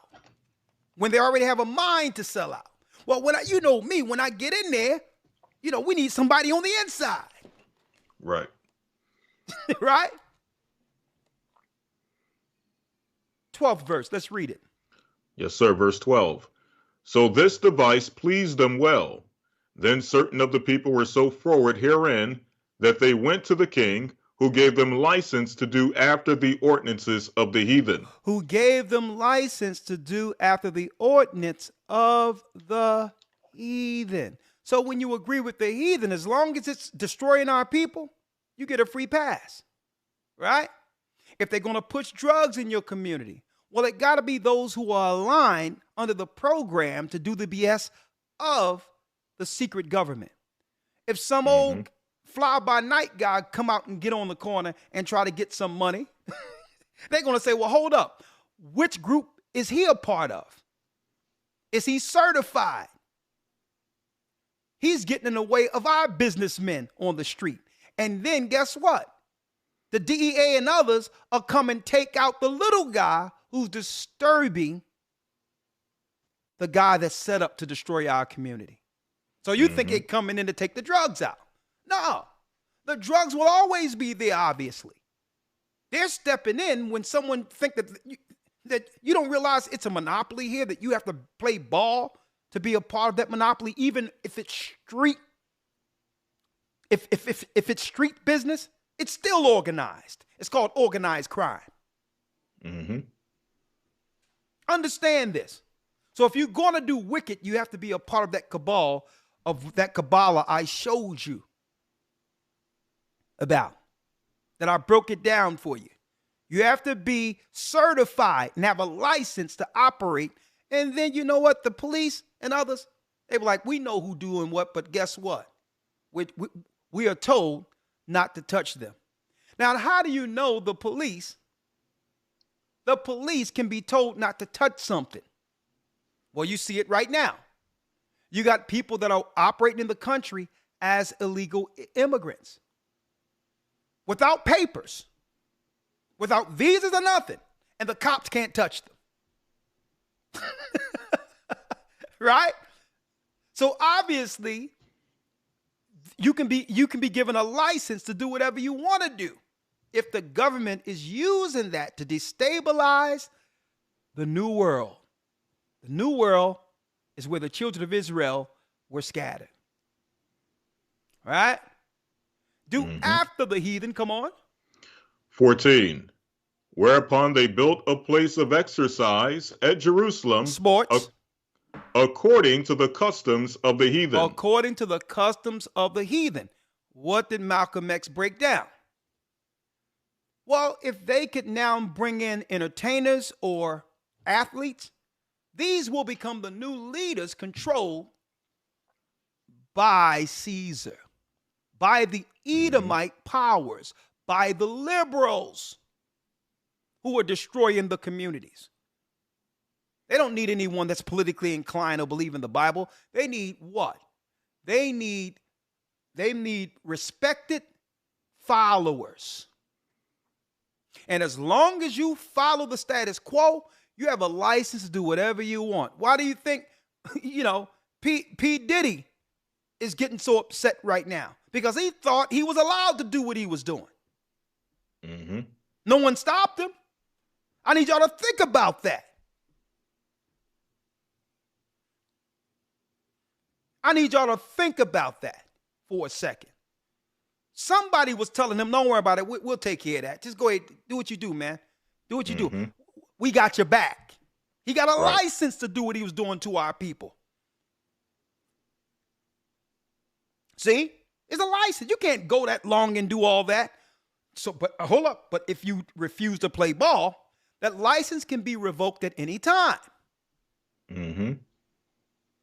R. Kelly thought he had it made in the shade. He's like, well, okay, I'm going to just make sure they just turned 18 now. At least they're legal. Then he came and started talking about stuff like money, royalties, money for his children. He started talking about where's my catalog? And it was like, oh, we gave you a license to do whatever you wanted to do. We had a case where on paper you were married to a 15-year-old girl about 20, 30 years ago. You forgot about that? He's like, he's like, well, hold up. That's been 20 years ago. No, we gave you license to do all that. Mm-hmm. But if you want to, we can call the media and pull this up like it just happened yesterday. What you want? We already got a blabbermouth online who will just totally use her mouth to destroy our own people. We'll just call up Tasha K, who never spoke a good thing about a man she have seen within this country who looks like her, and she'll utterly decimate you. And then we'll go get Oprah girlfriend to act as if she's on your side to utterly embarrass you before your people. What you want? See, you think you got it clean and all that, but no. They give you a license to roll to a degree where you think you're untouchable. Same thing I'm reading right here. Mm-hmm. See? Same thing I'm reading right here. Whereupon they built a place of exercise at Jerusalem according to the customs of the heathen. Right? Read. And made themselves uncircumcised and forsook the holy covenant and joined themselves to the heathen and were sold to do mischief. And made themselves uncircumcised. They started operating in the fashions and even in the customs of the Gentiles. Right? Like you see, you got my man who? Kanye West, who were running around, even though he believed in God, understand the Bible, and then he's running around and trying to say that, hold up, I'm the one who made skinny jeans famous. I made that a fad. He's bragging about some tight pants, feminizing boys. That feeds right into the liberal agenda where it says there'll be no difference between boys and girls. I'm going to play that a little later. See, they'll give you a license as long as it falls into the plans to destroy the children of righteousness. Read. Jumping down to 41. 41, let's get it. Verse 41. 41, hold on. Moreover, King Antiochus wrote to his whole kingdom that all people, or that all should be one people. That all should be one people. The liberal plan of Democrats is right here. I'm going to play it in a couple of seconds. Mm-hmm. They must destroy the walls of religion, of culture, of anything that separates us from the rest. So that at the end of the day, we should be what? One people. Why do you think after destroying the church, after the cough happened, you looked up and there was every religion, every different religious persuasion in your neighborhood at once? right? So to eventually have all people mix. And by mixing, you'll lose your culture, your tradition, what made us different, what made us special. Okay? In respect of, or in contrast of every other people, become diluted and or mixed out of existence. Think about what I'm telling you here. He says, moreover, King Antiochus wrote to the whole kingdom that all should be what? All should be one people. One people. I'm gonna bring in quickly in one moment. Read. 42. And everyone should leave his laws. Everyone should leave his laws. You shouldn't follow the laws of God. This is where they got the New World Order from. Leave their own laws, right? And folks, let me tell you, it's to a point where other nations come in and do what? They integrate into us so to destroy the essence, the power of our culture. They integrate into us, right? You'll see cats come up out of nowhere, untalented, no nothing like DJ Khaled. When years ago, it'd have been like, no, brother, we don't need no beats. Do you have Egyptian musk? Mm-hmm. Okay. Do you have Egyptian musk? That's what we need from you. We don't need you come in and misappropriating our culture. Mm-hmm. See, but the Bible tells you about this.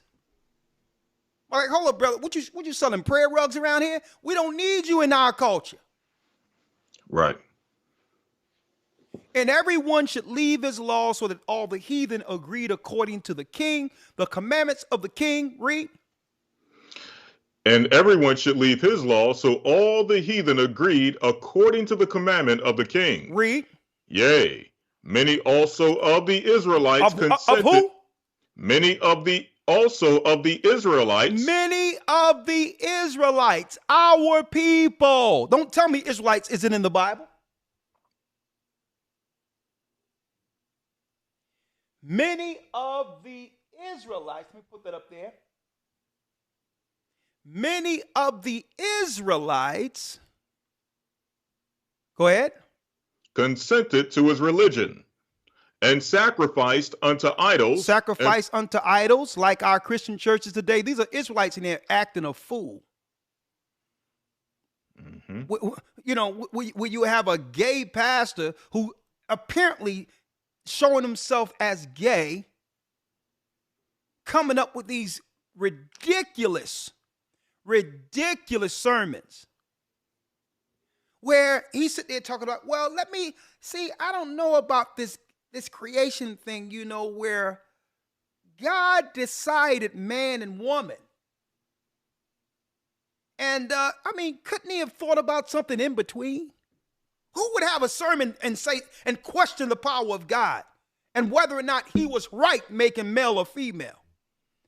That's the nonsense that have infiltrated the church to the degree where the church we used to know, fire and brimstone and fear of God, no longer exists. You may also, of the Israelites, consented to his religion and sacrificed unto idols and did what? And profaned the Sabbath. And profaned the Sabbath. Now, Elder Lawyer, before we go, and I need to pull this up once more. Mm-hmm.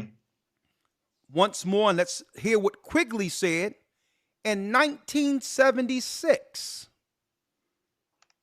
In 1976, let's see what Quigley said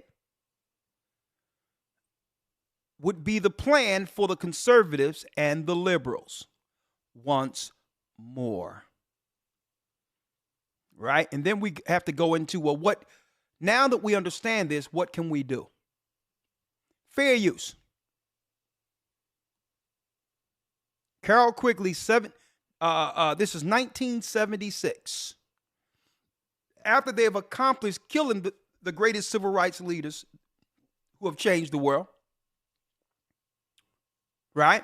And now they were seeking to implement their plan, the Antiochus Epiphanes plan. What's that? Fair use. Operate in the area of... Hold up, let me get it here. And I'm going to turn it up so you all can see it, and I'll put it on the closed caption. Right? There is a basic assumption that only two kinds of interests or entities operate in the area of political action. That is, individuals and the government. There have been numerous books published with such titles as Man versus the State. I know two of those. Both appeared, I think, in 1906. We hear about big government as a threat to the individual, and so forth and so forth. Conservatives now are telling us that we must curtail government, cut government spending, cut government powers, reduce government personnel. That's the Republicans. For the sake of making individuals more free. Liberals, on the other hand, are still... Liberals are Democrats. Liberals, on the other hand, well, what are their positions for the United States or the world? Telling us, as they have for a long, long time, that in order to make individuals free, we must destroy communities. We must destroy communities. This is the liberal agenda discussed. Folks, this came right after the civil rights movement. And believe it or not, this particular video is a video on what? The destructive spirit that came out of feminism. Because it really was what? A Trojan horse to destroy our family. They had to get white women in, gays in, and all that within our community to destabilize it for everything he's saying right here. By communities, I mean villages, ghettos. They must destroy communities, villages, ghettos, and cities, ethnic groupings. Ethnic groupings. Ethnic groupings. The place we get together culturally. We used to roller skate. We used to go to church together. We used to go to picnics. We used to go to family reunions. Remember all those things? Remember that? We used to play hopscotch outside. We used to go outside across the street and play football. Ethnic groupings. We used to put boom boxes out in the schoolyard and make our own concerts for free. Remember that? Everything they said they're going to do through Democrats, they've accomplished.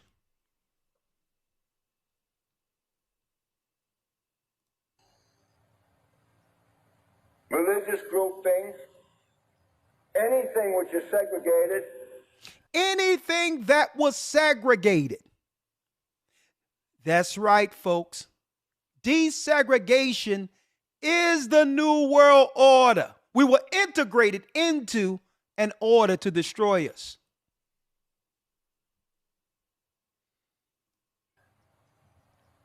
We must destroy them so that all individuals would be, if possible, identical. So that all people can be identical. You cannot recognize any separation culturally, religiously, or otherwise. Was their plan? Including boys and girls. Including what? Including boys and girls. We must get in, destroy their ghettos, and you will not know the difference between their little sons and a little girl. We will switch it up. We'll destroy them at the root of their existence. We'll feminize the boys and we'll turn the girls masculine so to not either of them will hate one another and therefore no longer bring forth the children who will one day judge our children as the children of Israel.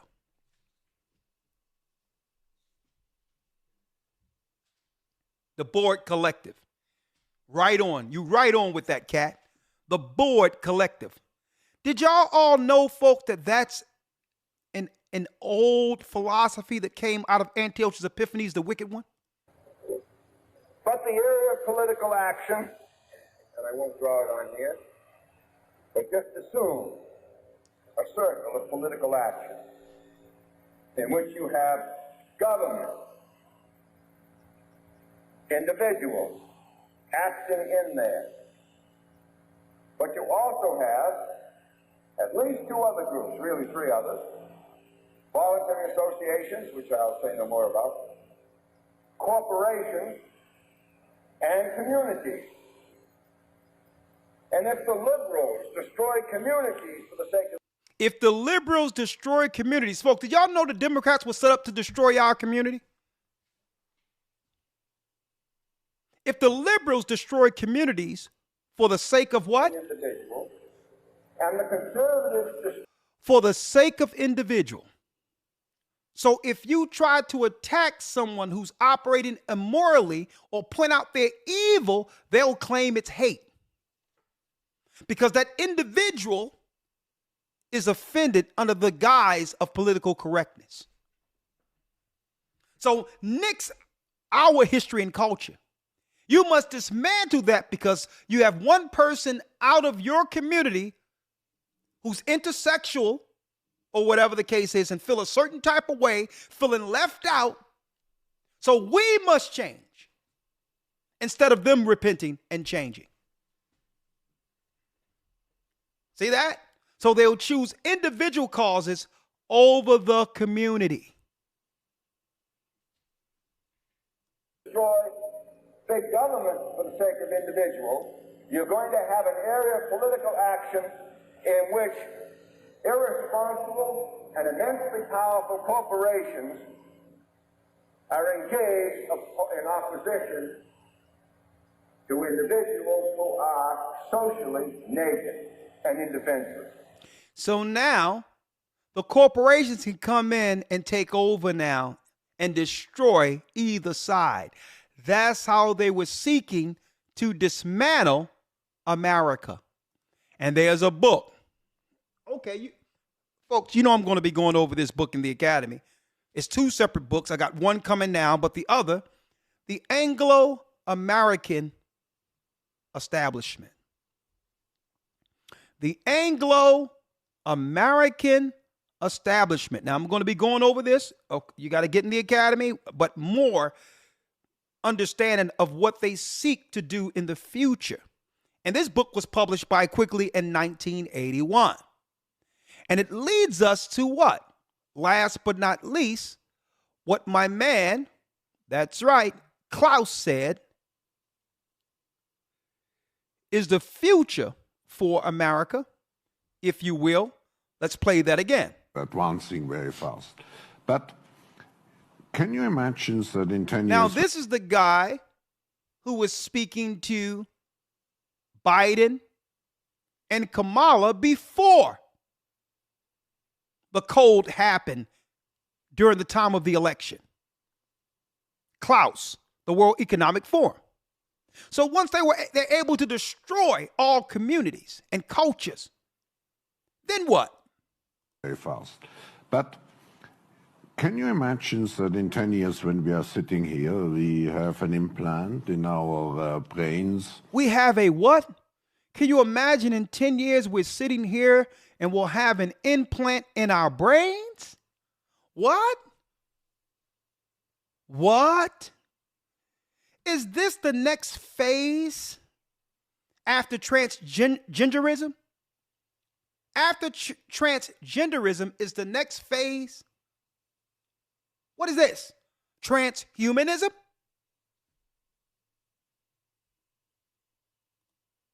That in 10 years when we are sitting here, we have an implant in our brains. And I can immediately feel, because you all will have implants, and we measure your brain waves, and I can immediately tell you how the people react, or I can feel how the people react. He's talking about chipping people's brains. He was just with Kamala and Biden before the last election, and now conveniently, now that everyone have soured on them and are pro-Trump, last week we see him here. Well, we've loved it. We think it's a great country, a beautiful country, and we have had a tremendous success. Yeah, great success. And this gentleman, as you know, he's done a great job. Thank you. We've had great success. Folks, that was at the private meeting that used to be called the Bilderbergs last week, aligning the next world plans, including America, with its next president. So this guy actually don't care about your political affiliation, because the world powers operate and control either side. Now, where are we going? Let me tell you where it goes, Elder Lawyer, and then I'm going to hand it to you. Anything you'd like to say based on a few things I've discussed earlier? This is where it goes. After dismantling our community, because we were the only real moral rooted people in the earth left as a group. I'm going to show you where this is going now. After destroying so many of our people through the last event that led to everything shutting down, people getting used to not actually what? Being at an actual brick and mortar for work. Phase you into not conditioning you not to go to work, so that one day when they close things down, there'll be no work to go to. At the same time, while doing this, opening up the borders with people who have already been destroyed, our people and others. Also using Chinese and others as mercenaries to come in along with the people who have suffered as a cover in our communities to take all the jobs that are left. And then the survival of the fittest, which means, what are you going to do if you're in the cold knocking on doors and no one is letting you in and there's no food? Crime. Crime. This summer is going to be a what? It's going to be a bloodbath. There's others that are saying that people are being let out of they're emptying their jails and bringing all of them, promising them finances to come over into these inner cities to destabilize us. Now, when the crime come on the scene, what is Trump right now running on? He's running on the fact that he's going to stop these migrants from overrunning the city and build the wall. We're going to build the wall, right? So now, it's convenient that a wall is built around America like it once was around Masada before the fall of 70 AD. At the same time, criminality is at its height to a degree where the guys he's standing, they know what happens when you put people crowded like animals into one area. When the cartels come to take corners and all that from our people who are suffering already on the corner when they shouldn't be there. Gang wars popping out. Then Donald Trump must now maintain order. He must maintain order with the military, but not just any military. Because there's no enrollments, the enrollments are down in the military, especially after what happened. Especially after what happened with the pandemic. Many people had to leave the military, and many aren't enrolling. But the Chinese and others, they said, are coming over now. And the Senate and others are saying, well, it's a breach of security if we don't have our defenses secured. And if we can swear these people in and make them citizens immediately to protect the integrity of our government, We must enroll some of these people if they're willing to fight for America. Now we have mercenaries almost in our military at the same time the borders are closed. Folks, what we're talking about, right? This administration that comes next will be in essence the years of Vespasian and Titus. And when we shall see Jerusalem compassed with armies, that means you look up and there's no physical representation of your people in authoritative positions. When you look at the police and you're looking at Chinatown, when you're looking at the police and these people aren't speaking your language, know that that's the sign. When the majority of the authority who are armed have no vested interest in you because they don't know you, understand what 70 AD looks like in what? In our modern times. For the people who don't want to listen, the Most High is saying, for our people, even the Gentiles, repent. Because we're going to have to make a separation, even if it's those that are in our family, for those who've been working against our interest. And I'm speaking of our moral interest. As people are operating outside of God, it doesn't matter how close they are, whether or not they are blood. If you don't believe what I believe, you're going to be a ticking time bomb to destroy us inwardly when they come with the next crisis or event. So it's time for us to start separating ourselves from people that's even close to us who are anti-God, anti-Christ, anti-law.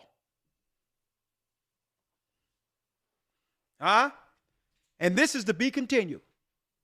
Elder Lawyer, what say you? Yes, sir. I just want to quickly touch on the point you were bringing out earlier, dealing with basically globalism and multiculturalism and things of that nature. Okay. We've been so brainwashed in this time that to hear the opposite of globalism, multiculturalism, i.e., all nations coming together under one banner, no borders, no separate cultures, no separate religions, no separate ideologies, just one ball of basically confusion. With all nations coming together, some people may ask, well, what is wrong with all nations coming together and unifying under one belief system, under no borders, under one culture? Wouldn't that eliminate the issues that we have based on our differences? And the answer to that is this. After the Tower of Babel, and this is whether you believe the story or not, according to the Bible, we have the story of the Tower of Babel. After that event took place, it was never meant for all nations, families, kindreds, and tongues to reunify and come back together under one umbrella, at least on this side of the earth. Because when it first happened, all nations unified, all nations, all kindreds, all tongues unified together. They came together with the sole purpose or the unified purpose to actually fight and war against God. So when we see that playing out and everything we've been seeing in basically the past century has been progressing towards this one plan to bring everything together under one global system. As the title states, a one world order or a new world order. When all of this has been coming together and we see all the propaganda and all the things that have been pushed before us through television, through politics, through just different forms of media, pushing this idea that because we have differences, this is why we have wars and this, that, and the third, and we need to unify. We need to be one. We need to come back together. And this is the best thing, or this is the solution for that. What Klaus Schwab is talking about and others are talking about within these different think tanks. We have to realize that in this particular time, on this side of the earth, it is not meant for all nations to be together under one culture, one ideology. The only time that that's ever going to work is under the authority of Christ. Exactly. That's the only time it's ever going to work. And with that, I yield. Exactly. So, Elder Lawyer, I need to go to one thing because this is where we are now. We're at the end of that plan that Klaus was talking about, as well as Carol Quigley, right? So this is where we are now, Elder Lawyer. You remember when they started going after Trump years ago, and they was using only black politicians or DAs to actually prosecute him or to bring up charges? And what did I say on the Wednesday broadcast? I'm like, why conveniently they're using our people to come against Trump? Why white people aren't emboldening themselves to become the DAs and others to have a front, have a face on destroying Trump? And here's the reason why. It's time for them to throw. Listen to me clearly.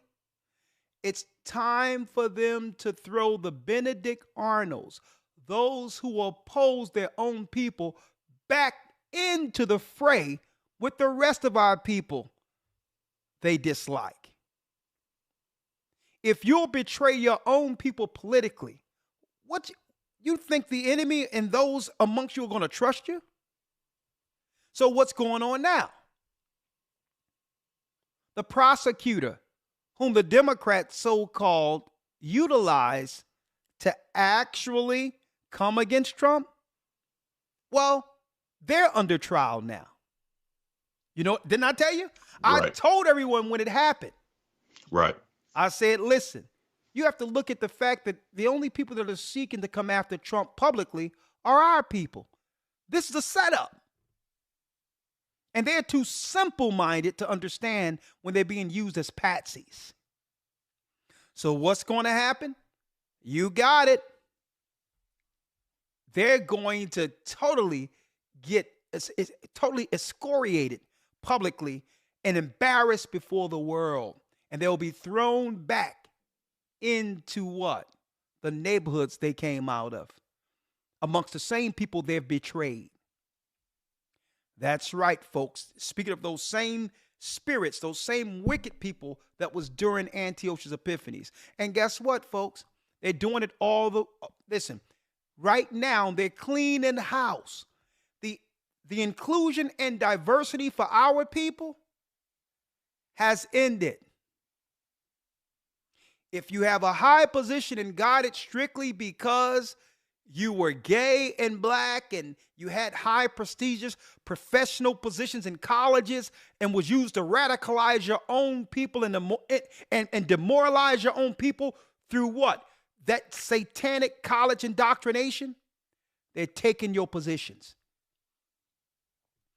Anyone who had a job strictly because you were gay and black, they're throwing you back into the pool of your own people. They're done with you politically because you've already have betrayed the people to a degree where guess what? There's no substance left. There's no constituency left for you to actually have a position of control amongst policy. You help get rid of your own people. So therefore, there's no need for you in a democracy because you no longer have a constituency. See? If you don't have the people, then the people don't need representation. Folks, man, what a deal. And I told y'all a long time ago that eventually they're going to turn around Roland Martin and all these others out there who have always been towing the company line. They're going to throw all of them back into a pool and say, listen, you're worse than the people you betrayed. I can't trust you amongst us. After for years you've betrayed your own people. See, they can't put that on Barack Obama because Barack Obama, according to the history of where he came from, really isn't what you would call foundational. He wasn't born here in America. His family don't have a line of chattel slavery and served slavery in America, so he's not included in any of this. But the people who suffered what we suffered and would betray his people politically, you think Trump and others are going to trust you when you betrayed your own people?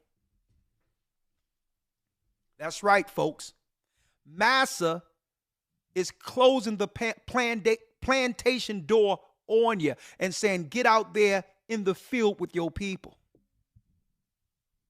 You'll be like, well, you're going to be like, well, hold up. I'm diverse. I'm intersexual. They be like, we don't care about none of that. We just use that to demoralize and destroy you and your people. We were never for you. We were for you standing with us against your own community. But there is no community. Look up. Look up. The borders have been opened and the replacements are knocking on your door. Huh? And that's what you see right now. What you see right now, every time you turn on YouTube, you see another TD Jakes hit. You see another P. Diddy hit. Every time you come up, somebody else talking about P. Diddy and all that. What you're seeing right now is all those who were utilized to harm our people thrown back into the fray with the rest of their people. And don't forget, overnight, within 24 hours of them dropping some dirt on P. Diddy, folks. Think about that. Overnight, there was a check cut for like $10 to $30 million that his family will never see, his children will never see. I need y'all to think about that. And folks, think about this, folks. All those who sold us out working in the corporate offices, under feminism and all these others working against their own interest. They're doing, guess what? They're firing all of our people who are in position, operating with, that's right, slave massa, and choosing him over the man. All those jobs will be what? Controlled through AI going forward. There'll be no need for someone answering the phone and all these others. They're throwing all the corporate betrayers. They're throwing all the corporate betrayers of their people back into the fray with their people. That's where it's going. That's where it's going, folks. Make it a double. Who are you talking to? That's where it's going. All those cushy corporate jobs. And folks, Eloy, it's deep how they did this. Because think about all those who have degrees and all that with no job anywhere that could ever settle all of that debt. Debt slaves. Mm-hmm. That's where it's going. And folks, we pulled out the information on that years ago in the academy, where what? People are going to have to work off their debt in camps. Yeah, we're going to pay you money, but you got to work off that debt. They're not going to call it camps because it's going to be loose where you can go in and out sometimes. But that debt, why do you think Biden say he's not going to relieve debt? Oh, no, we tried to do it, but the Republicans, they stood up against it. Oh, but you can have $300 billion for illegal immigrants under the guise of asylum? They can forgive your debts overnight if they wanted to. And then another thing, they flipping everything. Courts, when it comes to the courts.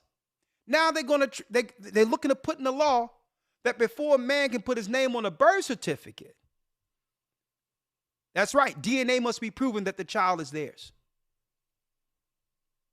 And that will be attached to, and if the money comes, it's not going to come directly to the person. It must go through the government first in case there's arrears that belongs to the government first, when really, that's right. the recipients of child support will only get 10 to 15 to 25% of any money coming through the courts. And on top of that, the so-called asylum seekers or illegal immigrants and those who identify as LGBTQ will now be first in line for housing. Here we go. Here we go. So what are we going to do? Elder Lawyer, just for the sake of, before I bring people in on, if someone asks you, based on everything I've just dropped that's coming, and it's coming, there's not too many things that we've dropped because everything we've dropped comes out of the Bible concerning where the world is going. If someone came to you and say, man, I believed in this country, but this country that I believed in no longer exists, Elder Lawyer, what should I do? Huh? What would you tell them? It's a very good question. I'm going to yield. I'm going to yield to your answer. My answer is repent and be baptized. Okay. In the name. Right. In the name of Christ. Put off your sin and get on the right side of judgment, because judgment is literally knocking on your door. That's it. All right. Yes, sir. There it is. Let me open up the 515-605-9327. We're going to try this. Elder Lawyer, we're going to have an early night tonight. I wanted to show people the divisive politics and policy of the New World Order and the fact that you can't trust either side. It's Esau against Jacob. And even Esdras asked, well, how long will this be? And the Most High came back to Esdras and says, well, we're between the hand and the heel. When Jacob took hold of Esau's heel, well, folks, we were pulling Esau down, even when he was coming out of our mother's belly. Our mother's womb. Okay? We were pulling them down. Right? So we're between the hand and the heel. And we started pulling them down, not intentionally, but by us beginning to follow the law, their empire began to crumble. So they began to initiate those who would be willing to betray us into their politics to destroy us inwardly. Only long enough to destabilize us. And now that they've regentified everything, there's no need. There's no need for the betrayers anymore. There's no need for those who have actually, folks, politically aligned themselves against their own people. You're going to see all these so-called politicians exposed. All of them. And folks, I said this, and listen to me good. Keep your ear to the ground.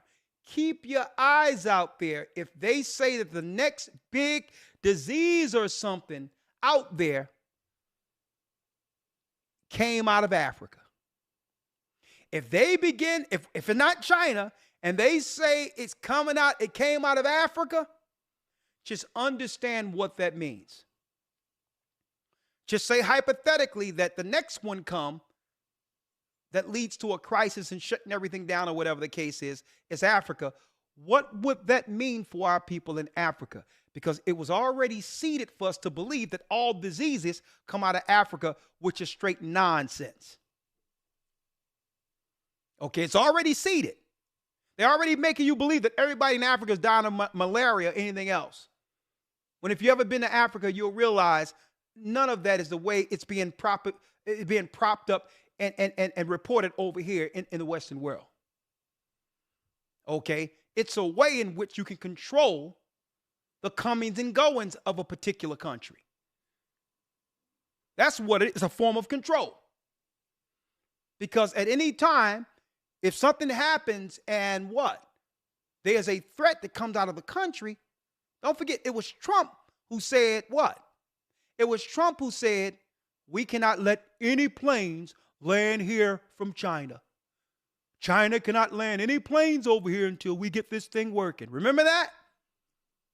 No planes from China. Remember that? Well, suppose it switched to Africa. Now no one can claim it's racism because Trump did the same thing to protect Americans when he thought something came over from Wuhan. Remember, you heard it here first. And then we can discuss what that means for our people in Africa, which is really the last battleground before the coming of our Lord and Savior, outside of the war with Iran that's actually happening right now. All right? So I'm going to digress on that. I'm going to open up the lines, 515-605-9327. All right, let me call in. Everything they said they would do, they would use the liberals to destroy us. Man, they're right on schedule. 1 second.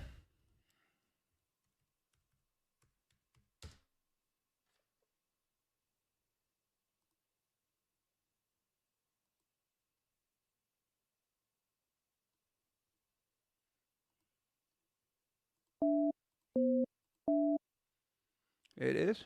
All right, 1 second. Blog Talk Calling. Let me get it here.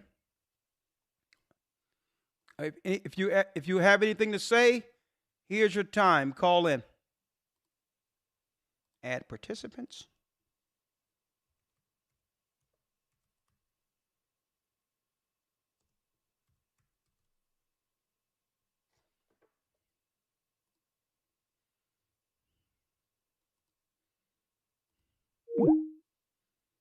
All right, let me do it this way.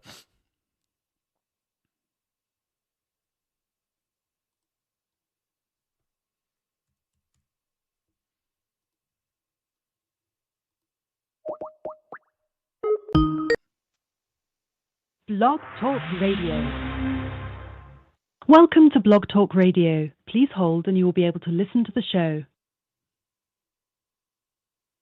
All right. Unmuted. Okay, we're unmuted. 515-605-9327 for all who would like to talk about this. And hey, our people finally started to understand that the politics have always been been utilized against us. And we're finally asking for what Martin Luther King said our people needed before his death, and that's reparations. But it's too late. They'd rather give the money to the war over in Israel, to Ukrainians, to so-called asylum seekers. So they have the money, but guess what? They'll never have our people get self-empowered through reparations, because through money, there's what? Maneuverability. You can maneuver. You can have upward mobility if you got money. Okay, and they want us like sitting ducks. So the only refuge is to come under what? A moral code, one amongst each other, because we'll need each other. And here's the reality, folks. The kingdom is for a few. Let's deal with the reality that the majority of the people aren't going to make it. Right. Just adjust yourself to the reality of that. Okay? And it tell you that the kingdom is like, it's like a very narrow path that only one man can walk it at a time. Fire on one side, water on the other. So hey, you have to make sure you make it. So let alone feel sorry about people who don't care about God at all, and who's just trying to hold on to you as an anchor while not doing anything.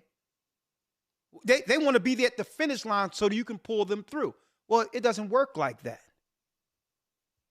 So adjust your spirit to understand.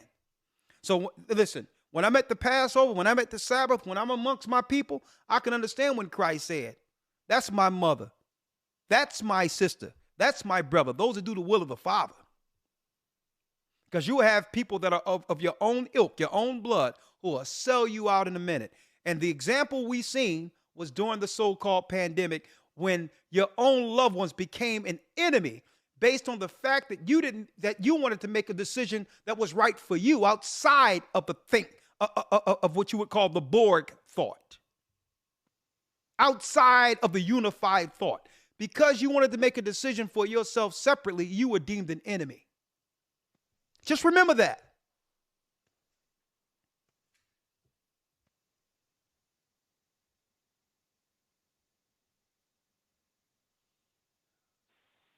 Shamawala has a question. Shalom. Shalom, Elder. My question is, so what kind of advice would you give to those brothers and sisters that are in the inner cities right now, to better protect them with the times that are ahead? What are you asking in specific? Are you asking general, or do you have an idea? Because I can give you a general. The general answer to that is generally is the fact that we've been saying for years. Make sure you have what? Make sure you have extra food, extra water, grain, whatever the case is. So if an emergency break out, you won't be out in the streets seeking something for your family. At that point, it buys you time to maneuver where you'll need to be safely. That's on one level if you're still here, right? The next thing is get with the local congregation, because we have a crisis protocol to where if something do break down, we have officers that can get to you. And if something is going on in your area, you could be maneuvered or moved into a place of safety outside of the crisis areas. So usually if you're in the church, you already have these protocols. Make sure you go to the Sabbath, make sure you link with the church, and make sure you're following God's law when you're not amongst the church. When you're persecuted in one city, you flee into the next. You do what's right by making sure your family is on code. If there's anyone in your home doing against God, I don't care how close they are, they have to go. That's the person that's going to let the enemy in to destroy everyone. That's it. That's what I was looking for. Just a general scoop of things. And I have another question as far as Second Esdras 1672 and 73, I believe, is where can we say that, like, with what is going forward, this is that trial that we're gonna all face, is where we're gonna be kicked out of our homes to know whether or not we are the true servants of the Most High. Absolutely. Absolutely. It says you're going to be kicked out of your homes, be like pilgrims in that day. And it says, guess what? At that time, it'll be known who's God's people, because when they begin to press our people in the neighborhoods who are on assistance programs, it's going to come with a solution. They're going to have a choice to stay, but they're going to have to now comply with the next order of what you would call the financial system. If you're going to receive anything from government, you're going to have to be chipped. So it's not as if they're not just going to kick you out. They're going to give you an option. The option is you fall under our program to make sure that you follow all the medical protocols for you and your children in order to continue to receive subsidies and housing. And as part of that, especially when they take money out of the system, you're going to have to comply with the next spending system.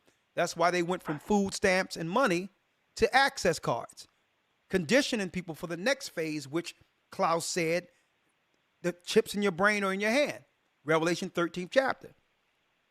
So at that time, if you rather choose God and not be inseminated with Satan's chip, than to make that choice. Because if you choose God, guess what? If he can make sure the birds have a place to live every day, if he makes sure the birds are fed every day, how much more will he feed you, ye of little faith? That's what Christ said.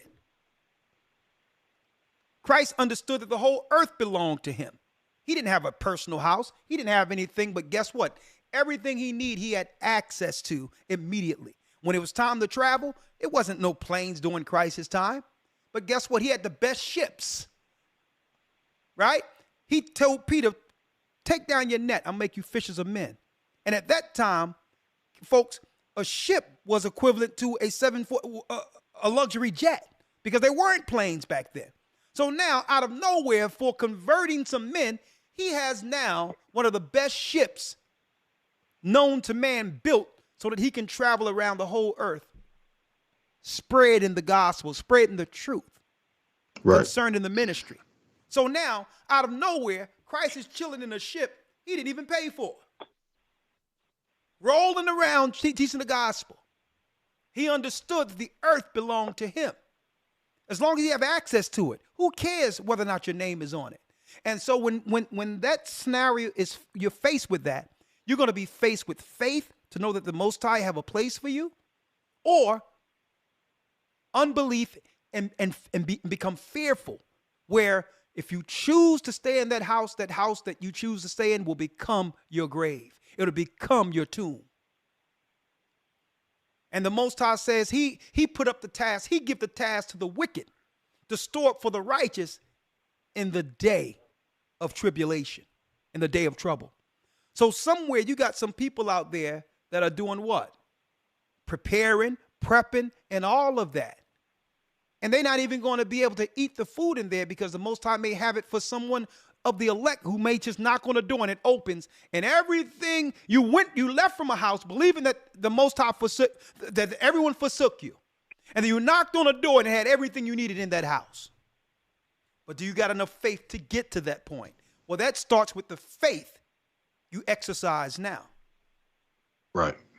You got it? And I think that, Elder, that, the first point matched up exactly with the second point, is like what we do now to prepare our minds, our bodies, our spirits to go the further, to have that faith and those works of obedience is what is going to be the key role in us succeeding through whatever the inner cities may face, whatever outside of the inner cities may face, and just what we go through on a week to week, from Sabbath to Sabbath, holy day to holy day struggle, to be able to boister us against what's coming. And, I just want to give you double honors. Well, brother, all praises be to the Most High. But I would like to tell you this. When everything shut down, that was a test. That was a test between believers and non-believers. And the elite powers were looking at it. Who are those who believe in Christ and are not the fearful? Because they have no control over those who don't fear them. And for all those who failed that test, that was a sign for us. We were to look at them and understand where they stood. So you got what? You got the darkness looking in, right? Which is the Illuminati and all the dark forces under Satan who's looking at the world. And you got the children of light, who are the children of Israel, who can see through the Spirit and understand Christ, who are looking at the same world. And what's happening, this is what's going on, brother. When you see people who failed that first test, that was a sign to you. These were the fearful who may fail the next test. And that's if they live through the first one. So it's upon us to look at and understand the greatest enemy are those who fear without faith. It doesn't matter. Right now, brother, you got control over your household. Make sure your house is good and your children are good. Right? But all the others who are in the world and think of the world, they're going to choose the world and become what? They will become agents of the world against all that's right. And we seen that when they shut everything down, and all these people who were trying to claim before the world, fronting as if they knew everything, was scared out of their shoes. And I looked at that. I seen some people who thought to be tough and all of that. And no sooner things shut down, they was afraid of something they couldn't see. But yet these same people have no fear of God. You can't see God. You had more fear of a cold you can't see than the God you can't see. But yet you're beholding his glory and power, majesty, and creation on a daily basis. So, brother, it's time to lock down with the faith of Christ and focus on your family and those who see as you. Right? You got it? My brother. Absolutely. Great job. My brother. Elder.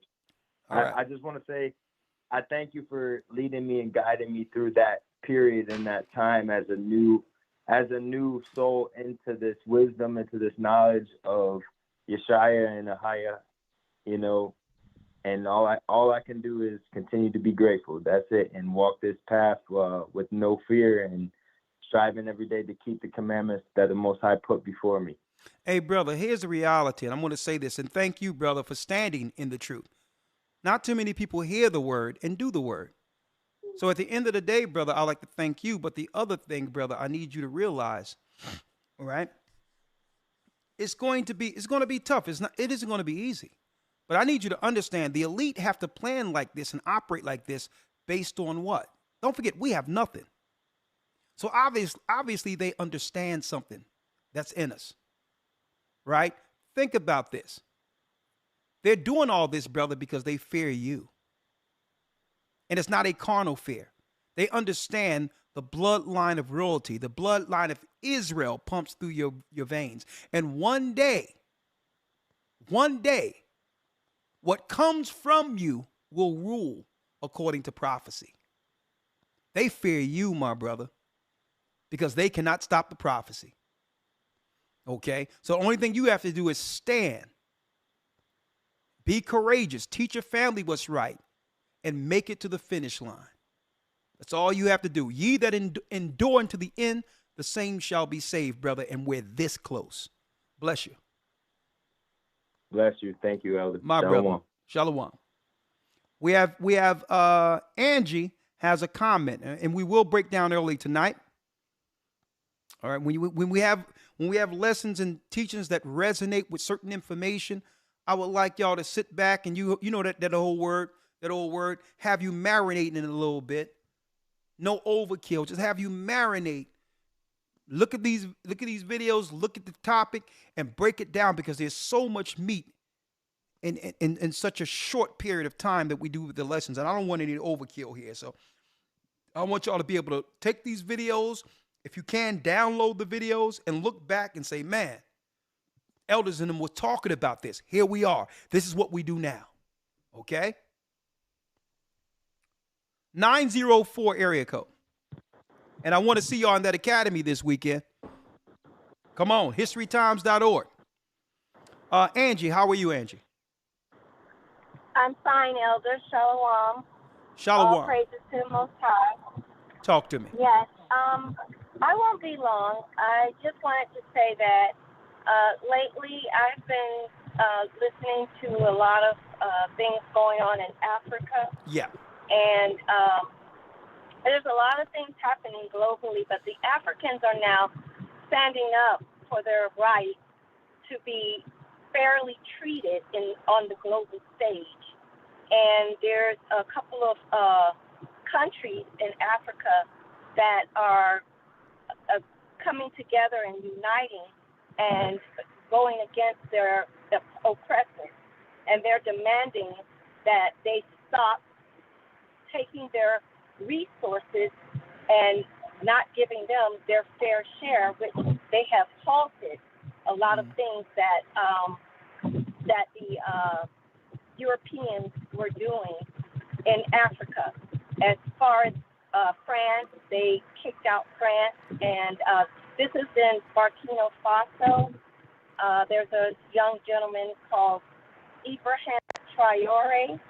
He's very young, and he has taken over Burkina Faso and is making waves on the international stage. And I just know that when you said it will all go back to Africa, and I think it's a very important thing that's happening globally in the world right now in Africa. I don't know if you guys know about that. Well, sister, I'm keeping my eye on Africa. Like I said, that will be the last battleground. But believe it or not, while they're seeking to destroy the inner cities, is because, don't forget, it wasn't Africa who woke us up. We woke Africa up. So there's a leadership component that was inherently made out of those who went through slavery. Because don't forget, it was the rebellious that our brothers, the government and kings of our governments in Africa, it was the rebellious ones that they sought to ship off and sell to the Europeans. Right. And that spirit of rebellion turned into prophets. That they deemed, and that we would one day use that strength that can only be made by a people who've gone through what we've gone through to help save our people. So the whole deal is they know that to actually feed the rest of the earth, they'll need to take the resources of Africa based on this new, what you would call, what they call that, global warming or climate change politics, right? So it's a lot of untapped resources that will be utilized to actually help the rest of the earth that our brothers and sisters are sitting on. And the whole deal is, and I'm gonna tell you, eventually we're all gonna be, they're gonna come against Africa, and the Nile River is gonna draw up, and a lot of people are gonna walk into northern Africa near the Red Sea. Also, what's gonna happen is there's gonna be a war. That's why China and them is over there right now. Okay, like they're coming over here. Yes. And really, this Chinese military is there already. This is the last war. Right. This is the Valley of Jehoshaphat in the last war against the children of Israel. But many of us are going to, aren't going to make it, but a lot of us will. Right? Yeah, it's like it's like there's pieces on a chessboard. They're positioning themselves. Yeah, but all over the globe. But let me talk about this. Just like we have sellouts that are amongst us here politically who've sold us out, who's now being thrown back into the pool with their people. We have the same issue with our brothers and sisters, some of them in Africa. And I'm going to talk about that next week. You got a lot of people in Africa, instead of welcoming us. Now, I've had nothing but welcome and respect amongst the brothers and sisters over in Africa. We even have churches there. But also there's a segment of our people who seek to exploit us that we need to point out so that we can actually survive together through this. And to point out those point out those who are a cancer amongst us, even in Africa. If they're dealing with Islam, if they're dealing with modern day Christianity, they're dealing with voodoo and witchcraft, African spirituality and all that, we need to move them. They can have Umar Johnson lead them into hell. Okay? So the whole deal is this is a spiritual movement against the children of Israel, and only our people who can see forward right according to Christ can make it.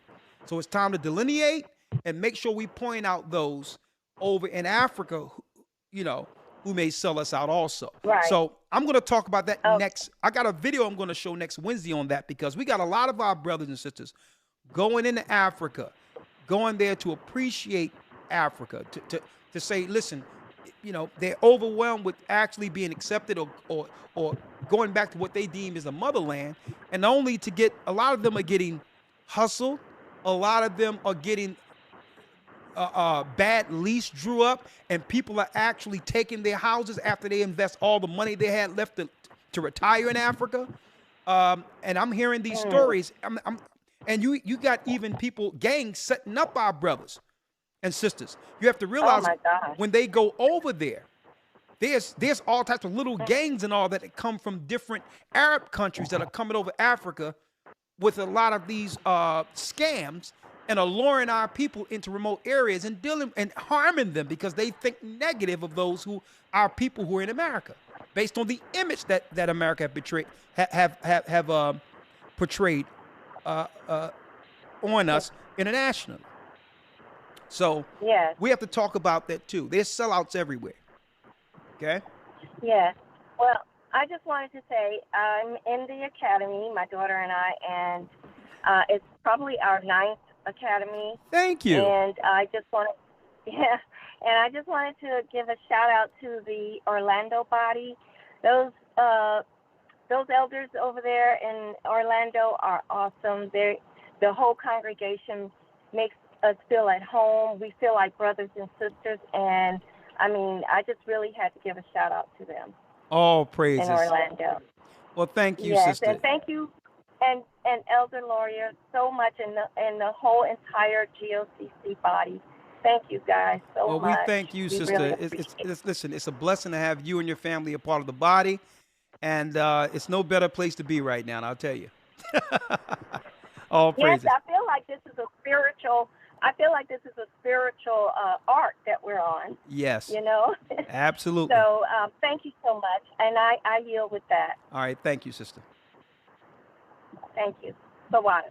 And I'm saying that because, listen, we all know that there's scammers all in our community, right? We've seen the African scammers in our community. We've seen our people using Africa as a scam in our community. Well, it doesn't stop just in our community. You got a lot of these scammers in Africa. Don't forget, a lot of them are suffering and feel that they justify their actions. Why? Because they say, listen, y'all have it anyway. So if they take it, they feel justified based on the colonialism and the taking down of their country by so-called Europeans or Americans. So sometimes they target Americans and feel justifiably so against Americans, even if they look like them.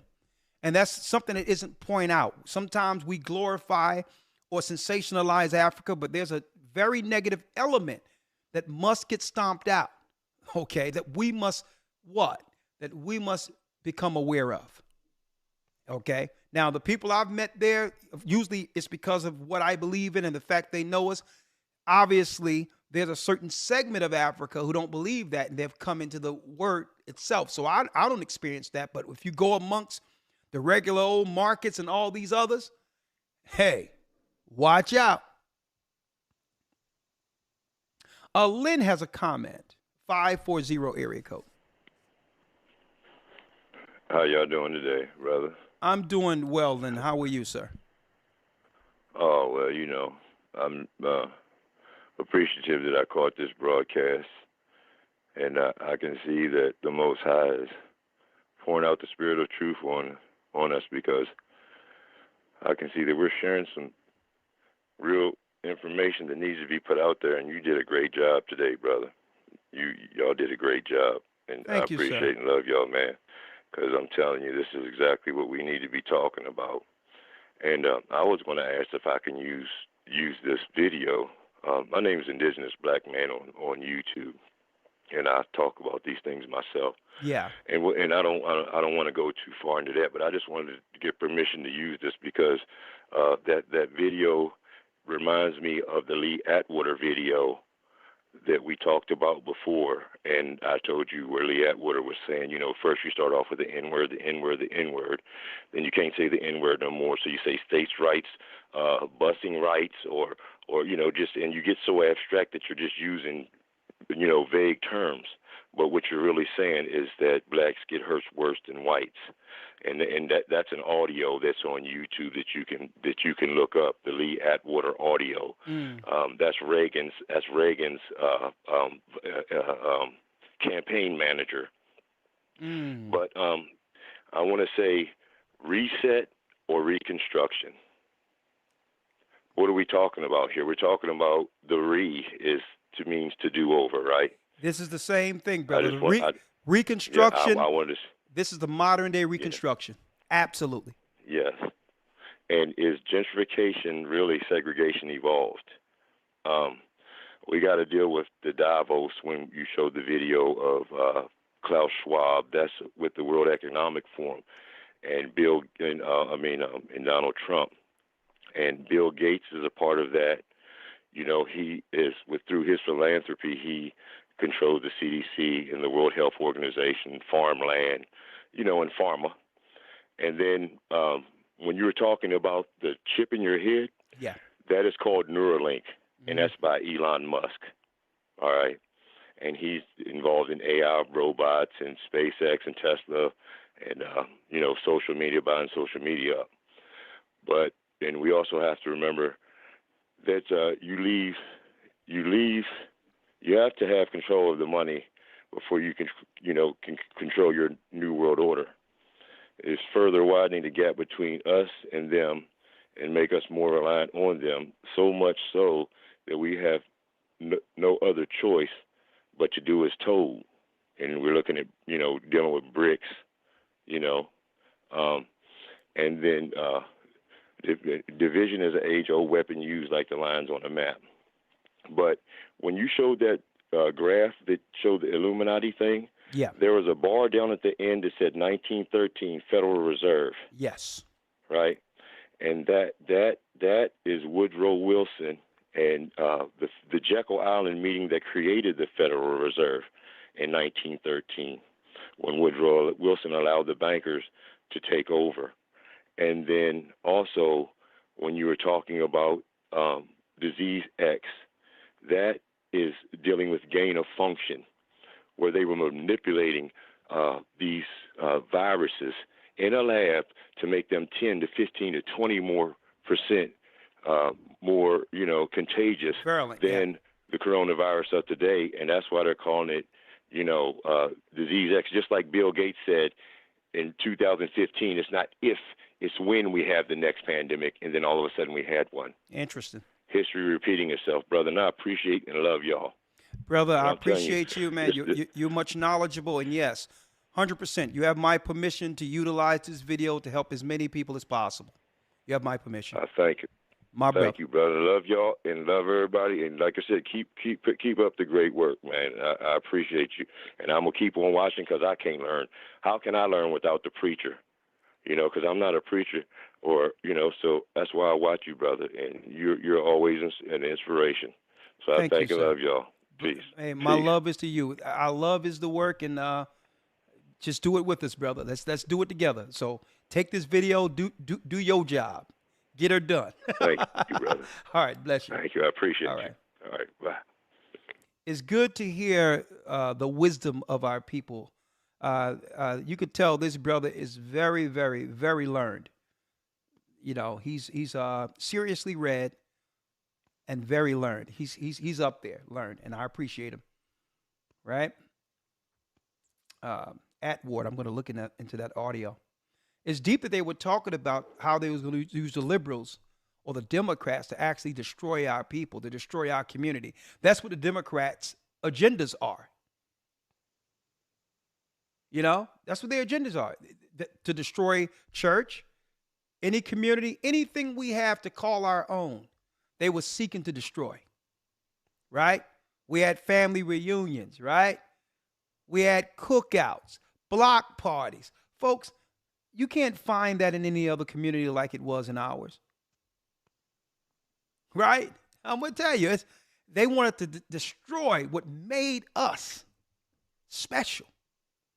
And this is why I'm not paying no attention to that clown they put out there, that mascot, Nas X, as everything he do is strictly to mock the Bible of God in Christ. And they want people to pay attention to him.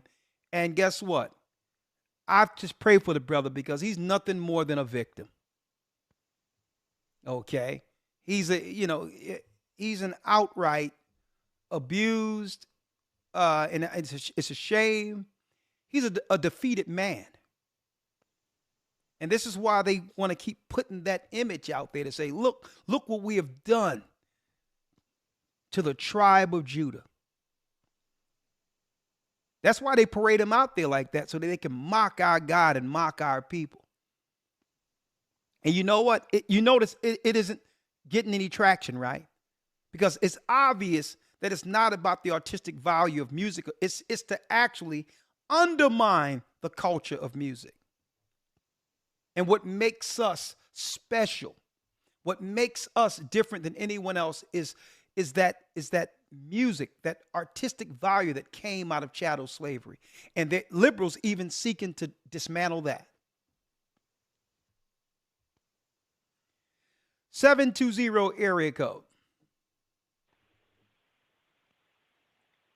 Hi. Hi, Gloria. Hey, Elder. I am in 100% agreement. I am so thankful to be able to have heard and been on the program, like the young man that was saying earlier. Yeah. I can't say enough. I'm going to be quick as I possibly can because, like you said, there are certain subjects that you just want to climb into and stay there for a little while. And like you said, I think you said savor. Yeah, let it Savor, marinate a like, little bit. like There it is. there we go. Yeah. Marination. There we go. But come on. Yeah. But you know, the thing that came to my mind when you were to want to just speak on is the priority list, the way that the AHAYAH has kind of laid it out and how he's leading and guiding me. And I hope that it's something that can be useful to others. And one of the biggest things for me has been being able to make sure that hearing from AHAYAH is very clear, whether it be through just the calls or the dreams or the visions. But there's a lot of activity going on in the spirit realm right now. It's true. And I know that as the Lord is calling us together in the way that he is, that call and that priority of knowing, you know, one, when we call on the Lord, two, how to get still and listen. Even if we're not still, we need to be able to hear him very clearly, because the instructions that we get are oftentimes right now coming from him in a different way. It ain't that way it used to be. It's real preparation. It's real warfare and getting ready to do what it is that we have to do. And then making sure that voice can get through. And the noise is not so loud. So in other words, what is the Lord saying right now? If he's saying go left, go left. If he's saying go right, go right. But hearing from AHAYAH in every sense is a top priority, is in the way that he's laying it out for me. And then taking note of all the wisdom, as this being in this lesson on Wednesday nights, being available into the bodies. If the Lord says to move and transition yourself, there are some major movements that the Lord is putting in the lives of people. And I can speak as a witness for myself that if we are not hearing from him and we are not doing the things that he's telling us to do, we will wind up on the short end of the stick. And this is not the time to play with any of those kinds of conversations. And then knowing our brothers and sisters in the body, the divine appointments that the Lord is setting in order, valuing those relationships, because no one is an island, and we do need each other. And so those were the things that the Lord has awakened me to make sure that they are the top priority, hearing from him, knowing what it is that he's saying, and being quick and making it urgent to know that if he says to do something, do it. Don't sit on it. I've failed in the past to do that as well. And I'm so proud to say that Judah is awakening. Oh, yeah. And speaking, and I hear the prophecy as you were speaking tonight. I hear the prophecy.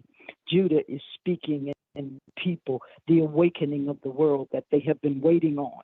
When we awaken, and I was blessed to talk to a lady who didn't know that she was of the tribe of Naphtali, and we were just talking in the doctor's office, and you should have seen her light up.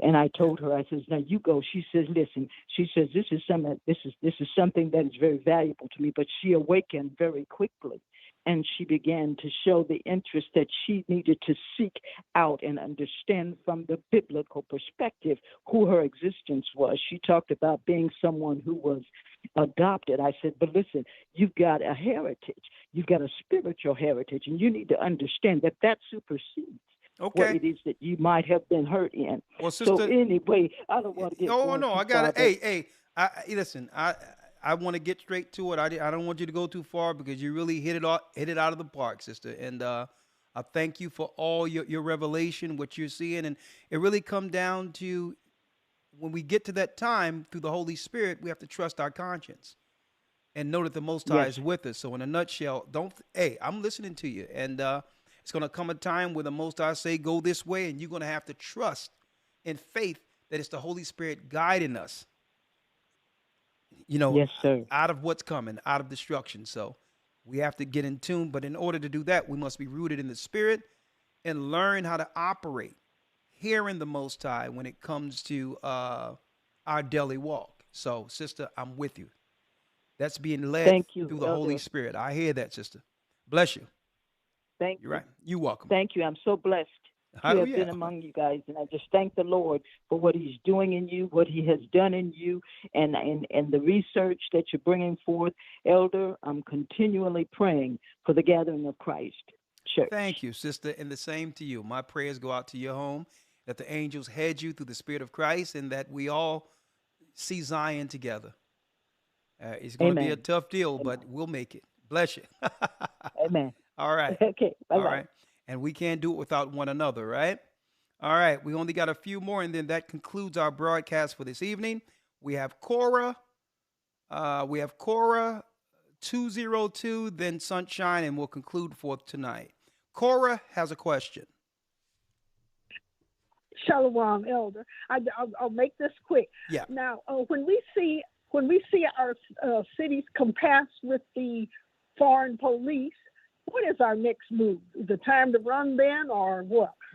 Well, when I say, sister, you have to realize when it says flee, the Bible says when you're persecuted in one city, flee into the next, right?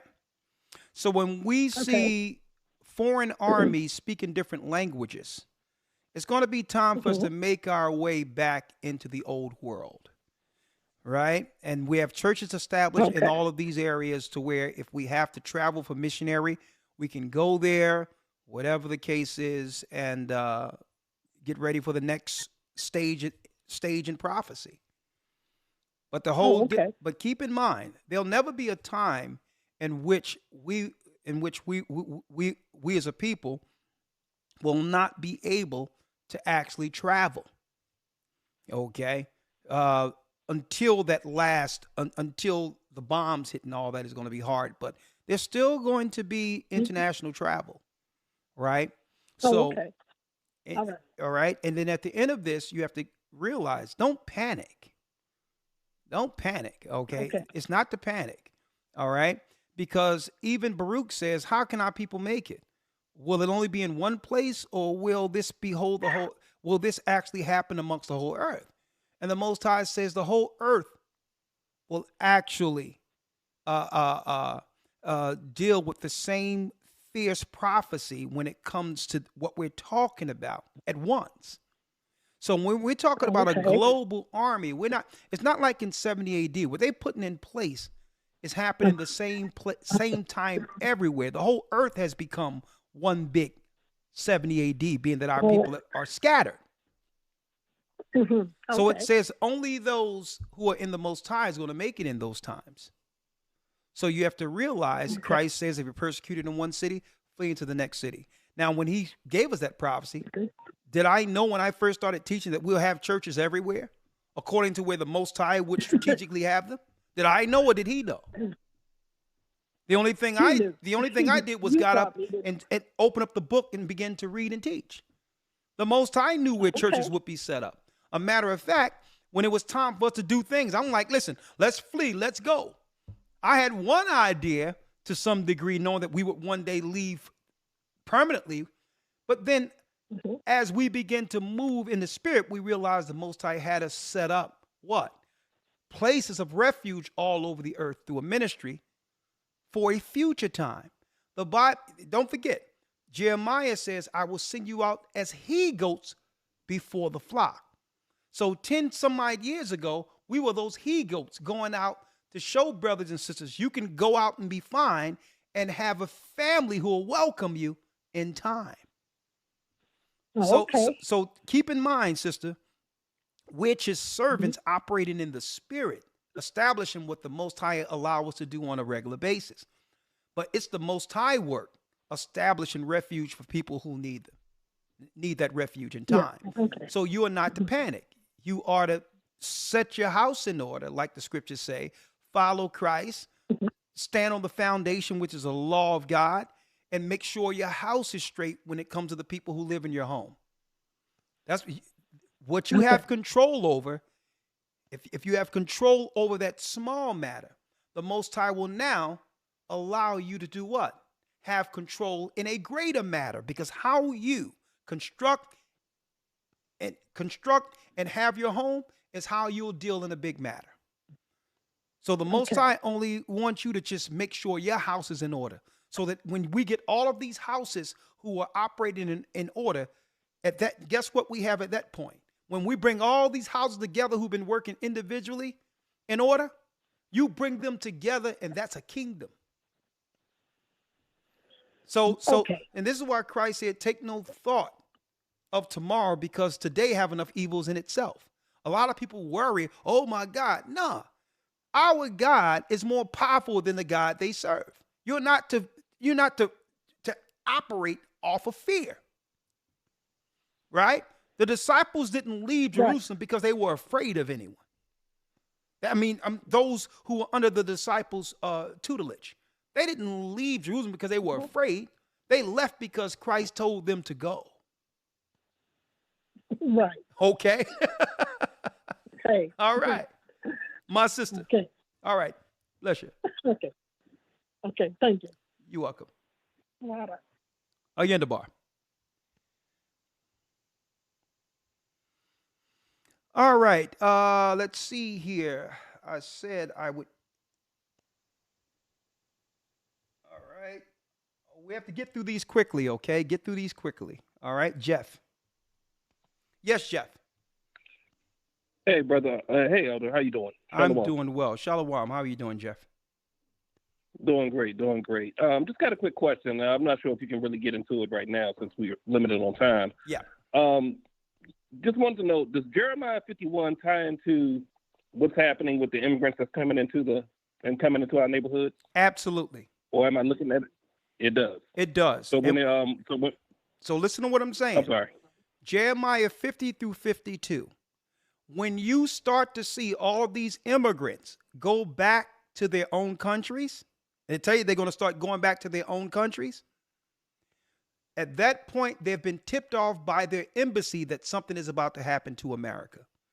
That will be our understanding to start rolling out under the cloud of when they're leaving to actually be where we need to be, before the fall of Babylon completely. So the sign is when you see all these people, don't forget, they're coming in because their government is letting them know, is telling them there's free money to be had. At the same time, they can destabilize us. They're not here permanently. They're going to be told by their embassies when it's time for them to take all the loot they have taken that belong to us and go back to their countries. So right now, it's a money grab. It's all they can get before America lose the war. That's where we are right now. So these are the fanners that's coming in. Yeah. Well, they're not the fanners. Don't forget the fanners come in after the destruction. Okay?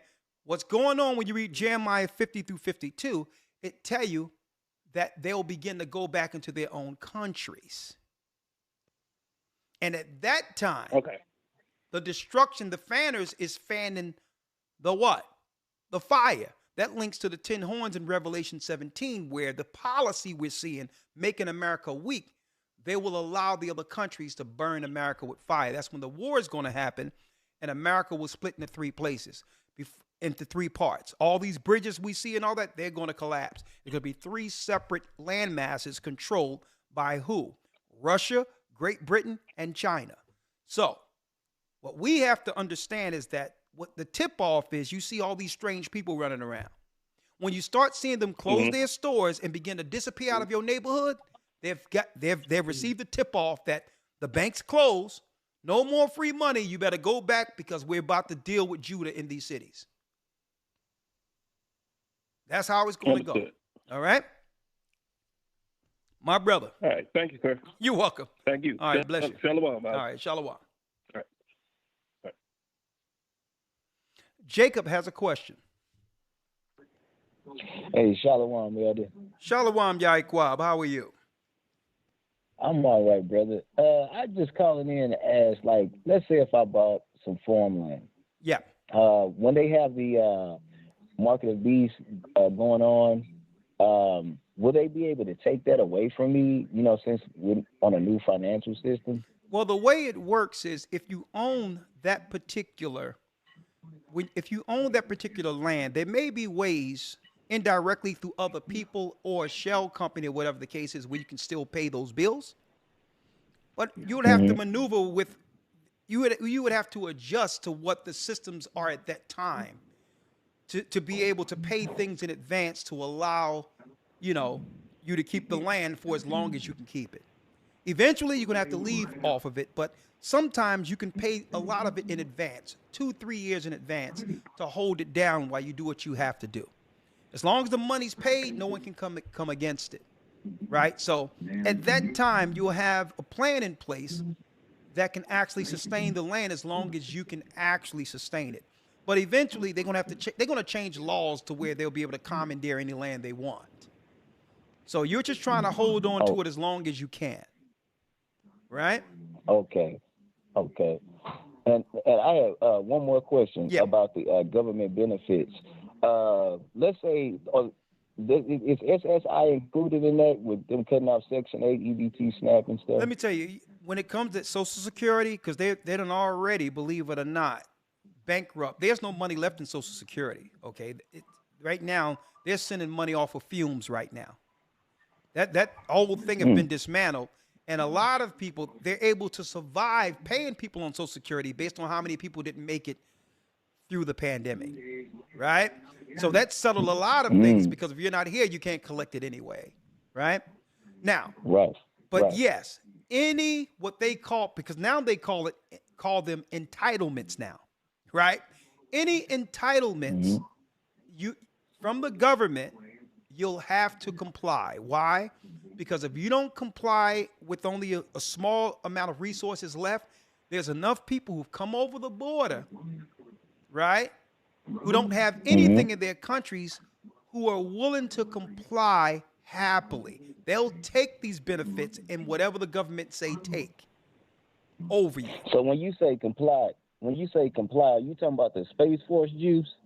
No, well, compliance is going to be on the medical side to keep your community safe. This is how it's going to be rolled out, whatever that is. And it's also going to be your children must comply or you're irresponsible as a parent. Second, when it comes down to a new electronic system, which is the RFID, because even Klaus said the plan is to make sure all of the world's citizens is chipped, that how will you spend your money if you don't have the new source of finance? And when they take money out of the system, don't forget that money going to become bad and disease to the point where you can't trade money because so many people are getting sick from the transfer of dollars. So once they move that out of the system, in order for you to get your welfare, in order to pay your bills, in order to get your SSI, your birth certificate, your passport, all of that will be integrated into one system, which will be what? An RFID chip. You're going to have that shot in your hand, like Revelation 13 say, or in the back of your head or in your head. You'll have to do that to comply, because how will you spend without these particular digital wallets? So you will become the digital wallet if you comply. So you're not going to get SSI or anything else unless you comply with the new spending system. So in concluding, we become pilgrims. Yeah, of course. I know I'm not getting it. I heard that. All right, Elder. Okay, thank you. Shalom. You up? Shalom. Shalom. And you know our people, we'll adjust somehow. I mean, the world powers don't understand how we got through the crack epidemic. Excuse me. We always adjust. So if there's a way to, a gray area in which we can still survive, Jacob will find it. Okay, you don't have to worry about that. We will survive. Believe me. So, I mean, listen, I seen cats on the corner hustling, in Philadelphia, hustling vaccine cards. Yeah, I mean, when there was no toilet paper, the whole truck came up, and people was like, "Listen, you can get 3 rolls for $5." They had them. They pulled it open, where they opened up the thing and had 3 rolls for $5 up there on 15th and York Street, where my mom was living down, where my people was living down there. So don't worry about it. We will find a way. Just stick in there, Jacob. Don't fear. All right. 984 area code. And I'm going to tell you, listen, Jake going to be running around with other people's hands. You know what I mean? Hot and everything. It's still warm. Like, listen, they're going to be swiping. 984 area code. Brother Rakar, how you doing? I'm doing well. How are you? Good evening, Rakar. I'm fine, thank you. It's been a long time I've talked to you. It's the broadcast that I happened to talk to you about was the I think the good and evil, the tree of good and evil. Yeah. This is Simona. I remember you. How are you? I'm glad that you remember me. How could you not forget that name? Something tapped my spirit last year about the 666. Yeah. And the symbols and the word and the numbers are very important. So I but God tapped my spirit because I was so engrossed in that number.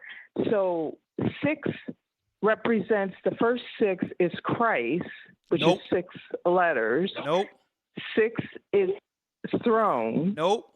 And 6 is spirit. No, who told you that? And you know Excuse me? Who told you that? No, God tapped my spirit because I was wondering what 666 represent, and I asked him, and the Antichrist is going to be. He's going to be reptilian. He's going to look like a human being. Well, sister, let me draw you back real quick, all right? The Antichrist is working right now, okay? Antichrist is the government, number 1. There's many Antichrists, 1 John. Right. Number 2. Right. No, the Most High didn't tell you that the 6 is Christ and another 6, no. A thought came to your mind and told you that. It wasn't Christ. It's Antichrist, meant to say. Okay. Even though that's a part. Oh, stick with me. Stick with me. Stick with me. It's time for you to learn. Okay? 666 is the mark of a man. It's Satan's mark. It doesn't have anything to do with Christ. Okay? It's Satan's mark. And it's also the marking of what you would call, when you look at the star of Moloch for child sacrifice, you got the inadvertent 6-pointed star that represents the people of Moloch and child sacrifice. It's going to be these same people who set up a financial system to destroy the world. Okay? The Bible says, beware lest any man spoil you through philosophy and vain deceit. Even though I would like to receive what you're saying, there's no precepts or Bible to verify or back your thoughts. And if we open this up, then it's going to be a free-for-all if we allow someone to say something of what came to their mind, right, and actually co-sign it as something from the Almighty.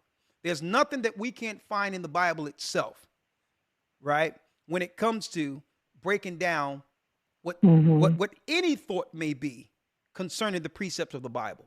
So if we're going to look at 666, we have to use a precept in the Bible to give it understanding, not what a spirit told you in your mind. All due respect to you. All right, so you can learn. Okay. All right.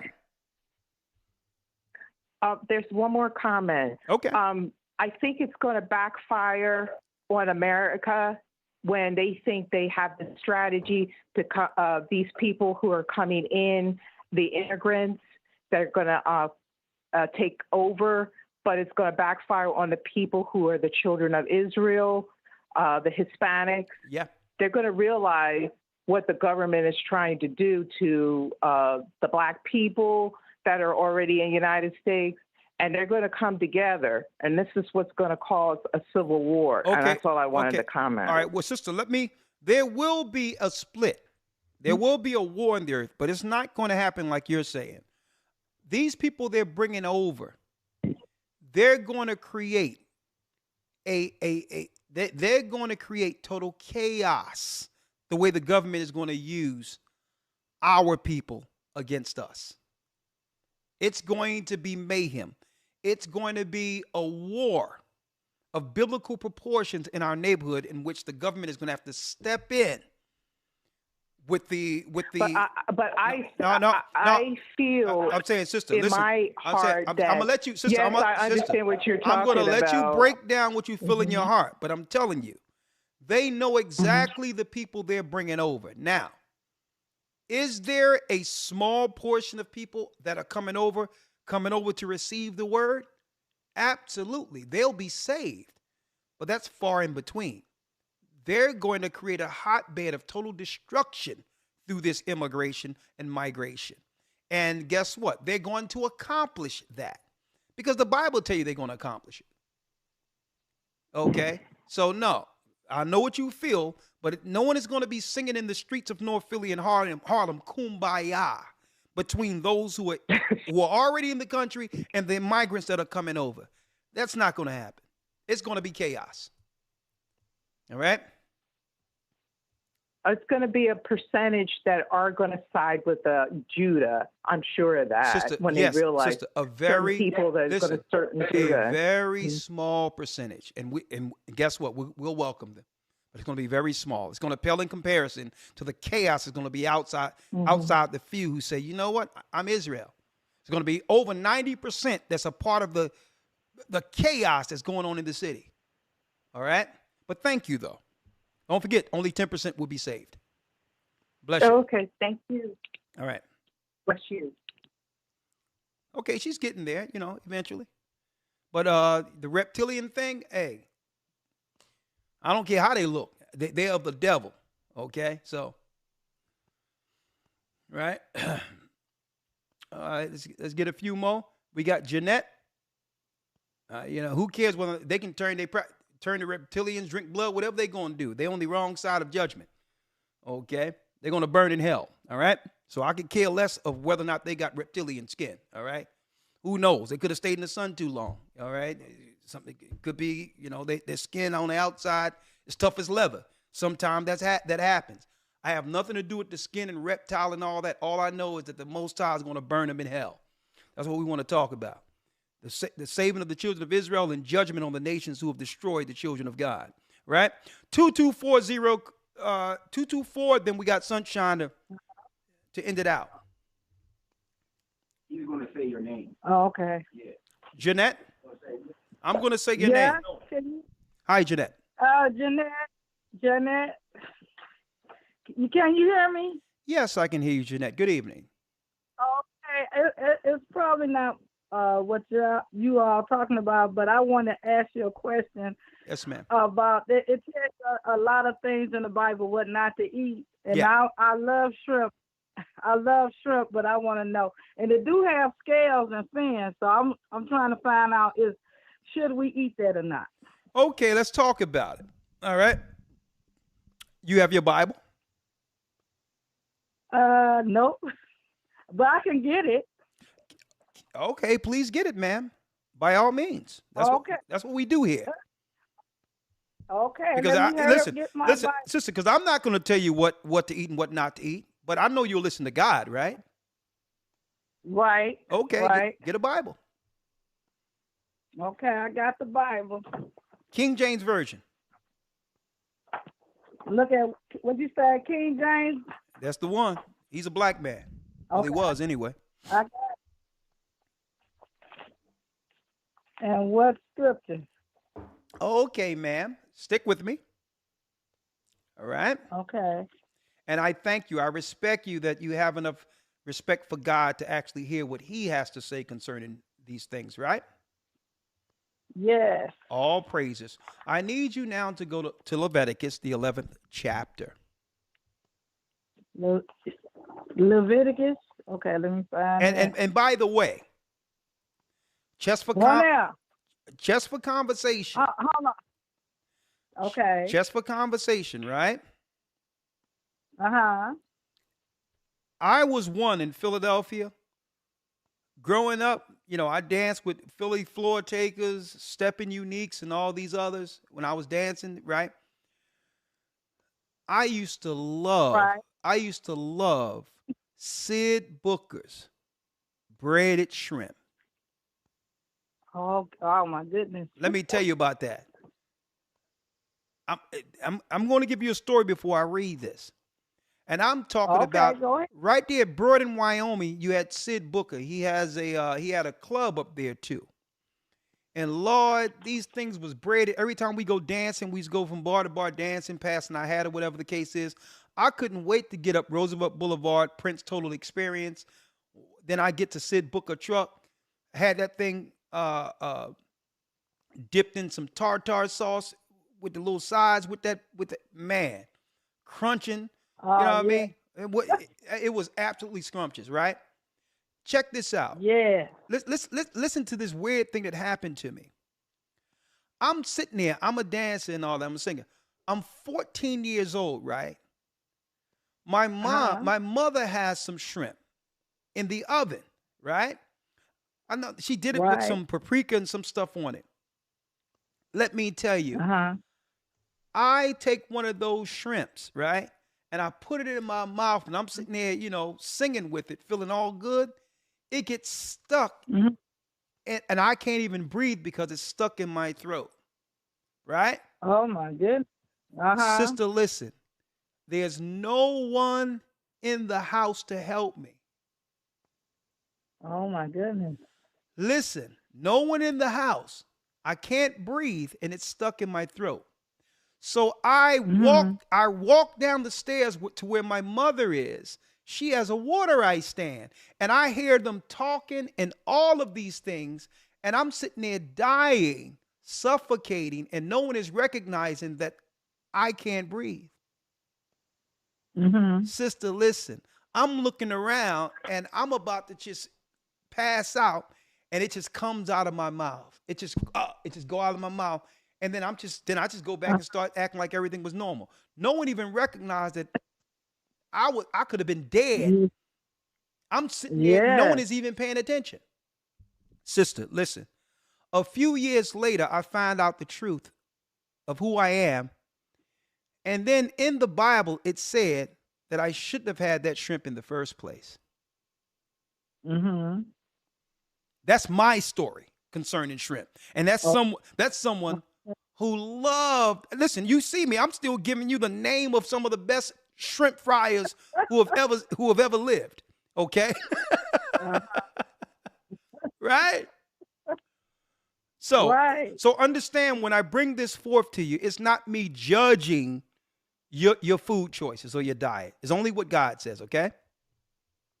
Okay. And then I'm going to take you to where your preacher tell you that Jesus said it's okay, even though God said don't do it. All right? Okay. All right. Now go to the book of Leviticus real quick. You say Leviticus? Leviticus. It's the third book. I got it. All right, go on. I see you. Leviticus. What chapter? The 11th chapter, ma'am. Oh, I'm close to it. Thank goodness. Take your time. Okay. Take your time. Okay, 11. Okay, I got 11. You got it? Okay.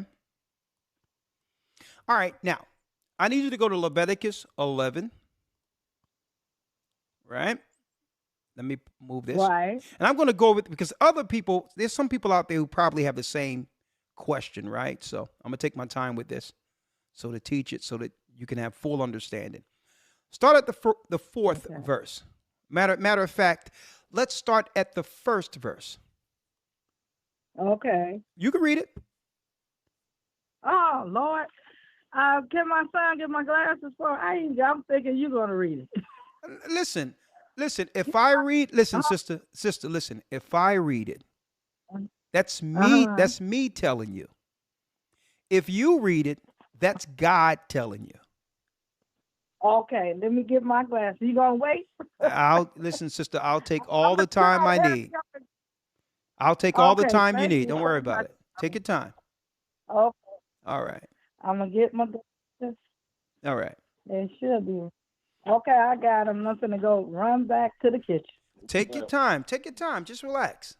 You don't have to rush. Okay. Right? Oh, yes. Okay, I got it. I'm glad to hear that you patient. Okay, I'm sitting at the table and it's Leviticus chapter 11. Yeah, start at the first verse. And the Lord spake unto Moses and to Aaron, saying unto them. Okay, let's stop right there. Hold up. Let's stop. Take your time because I'm going to work it out with you, sister, okay? Okay. And your name is again? Jeanette? Jeanette.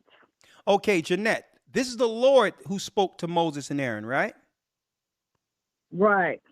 So this is not Elder Ricard Shiar.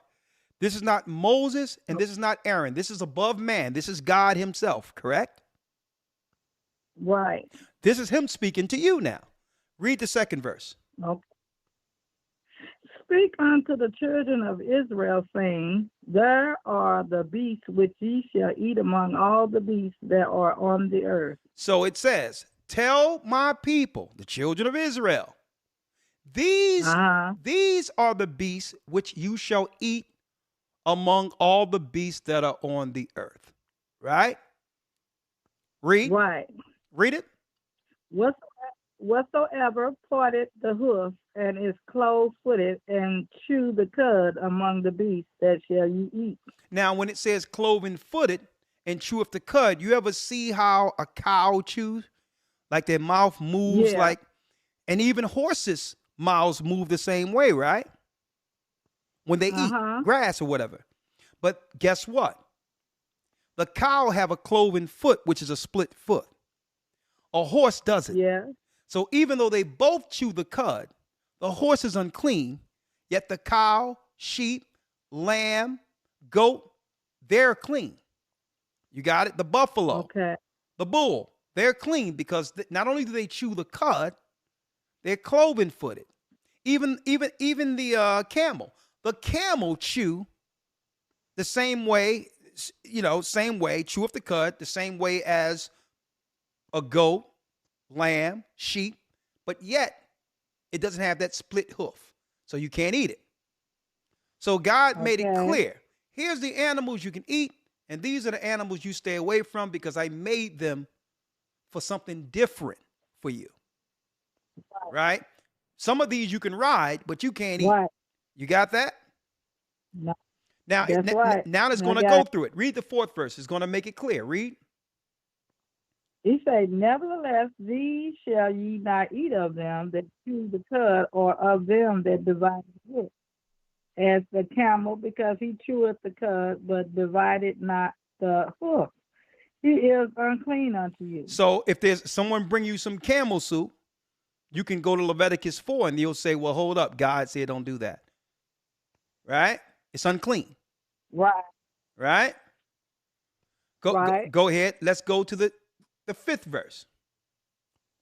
And is that the coonie? That's the raccoon. Go ahead. Okay, and the coonie, I never knew that. That's to learn something every day. There it is. And the coonie, because he chewed the cud but divided not the hoof, he is unclean unto you. So you can't eat stuff like that, right? And the what? And the hare, which is the rabbit. The rabbit. The hare, you got it. That's what God told you. Go ahead. And I love rabbit. It said because he chewed, and the hare because he chewed the cud but divided not the hoof, he is unclean unto you. So God said and no. The swine, read. That's right. And the what? And the swine. And the what? The swine. What swine? And the hog. Hog, pig, whatever the case is, from the rooter to the tutor. No pig knuckles, no pig feet, no chitlins, no hog jowls, no pig tongue. Yeah. All right. Read it. And the swine, though he divided the hoof and be clove-footed, yet he chew not the cud, he is unclean to you. So God says no to the pig. Read. Of their flesh shall ye not eat, and their carcass shall ye not touch. The Bible says you can't even touch. Not only you can't eat it, you're not even supposed to put your hands to clean it. It's so filthy. Oh my goodness. And this is why so many people are coming up with all these diseases. You're eating the animals the Most High made to eat the diseases. Before there was any plumbing systems, our farms, there was a natural ecosystem where we would have the pigsty far off, so that our waste and all that is eaten by the pigs, right? And therefore, the pigs would die of the disease, and we would bury the pig so that the disease wouldn't affect us. Now we're eating the animals the Most High made to eat the disease. And you may wonder why the earth is so diseased. Why you're sick all the time, because you're eating the animals that was meant to eat the sickness. That's why we're Okay. overweight and all these others. So God, if anyone knows more than anyone, God know why he made a pig. And it wasn't for man to consume. Okay? It's in the Bible. Come on, Yeah. what's next? Okay, it's 9. These shall ye eat of all that are in the water. Now here we go. Whatsoever Here's the answer to your question. In the waters. Read. It say, whatsoever has fins and scales in the water, in the sea, and in the rivers, them shall ye eat. So it have to have both, not one or the other. Okay. Okay. Read 10.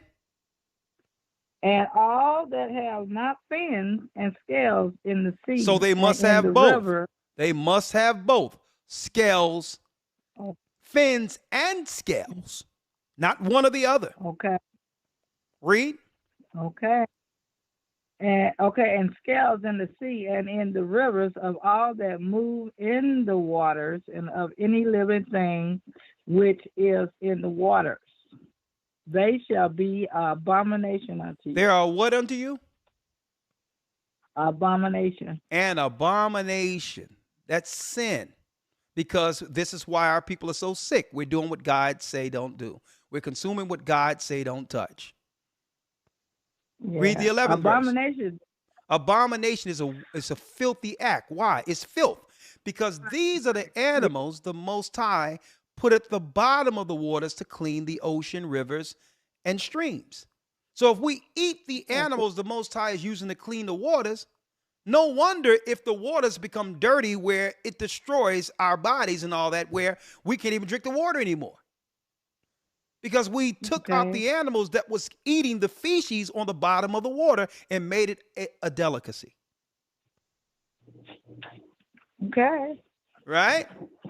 So all in all, shrimp, crab, lobsters, oysters, mustards, all of these eat the feces. It cleans up the waters. It's a natural system the Most High set up to make sure the fish are healthy for us to eat.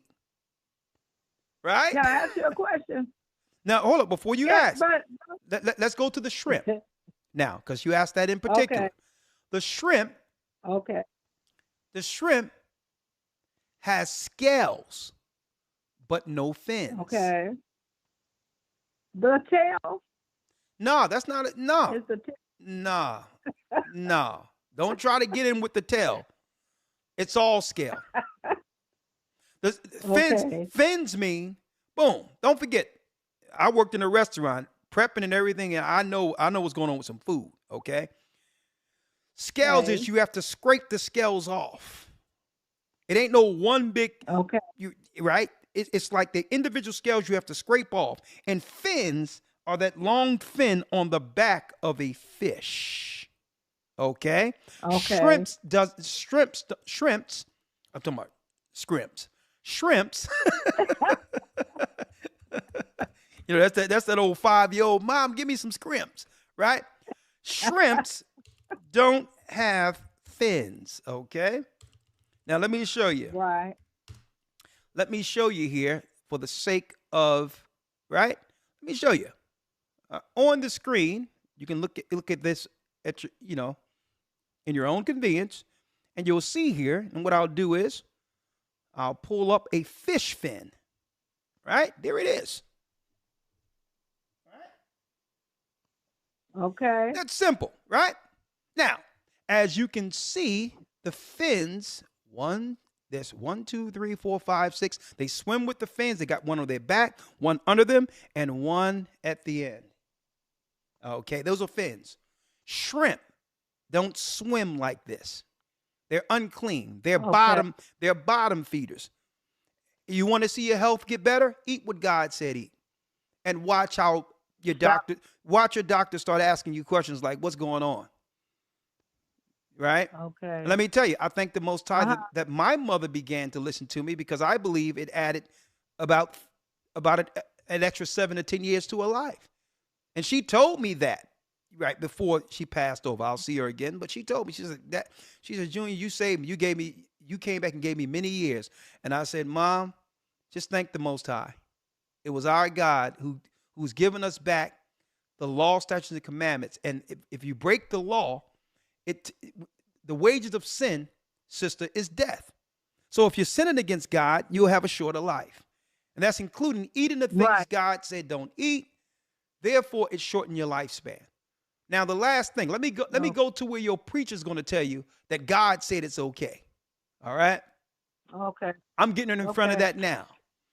Because, you know, he'll sit there and talk about God and Christ, and he'll go down there and down in the cellar and serve you a whole plate of pork chops, right?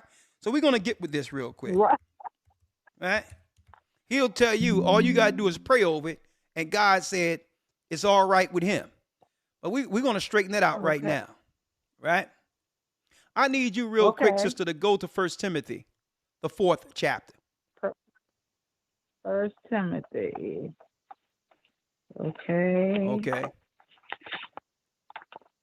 Okay. That's in the New Testament. Take your time. Okay. Is that here? Hebrews? Let me see. Yeah, it's near there. Ain't near. It's near there. It's what you got here right before Hebrews. A few books before Hebrews, you'll see Timothy. Okay. My son helping me out. Oh, take your time. We're gonna get it for. Hey, that's a great son of yours. Let's go to rushing me. It's right. No, take your time. It's right after Thessalonians. You have Corinthians, Ephesus, Ephesians. You have Galatians.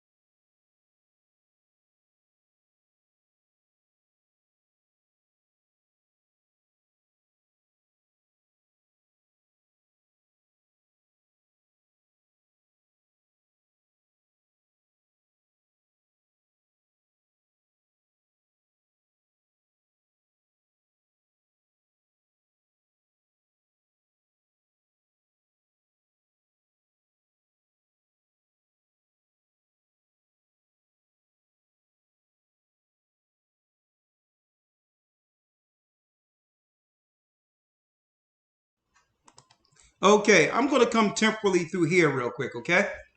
Hold on. Okay. All right, hold on. Can you hear me now? Yeah.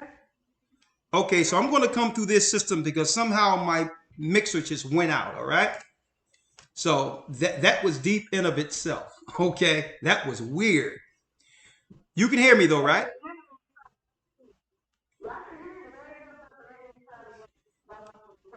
Okay, well, hey, we've overcome the enemy because I got something going on right here. Don't worry about it. Oh, all right, I'll do it this way. I've never seen this happen ever again. But the enemy, boy, I tell you, enemy, they definitely upset right now.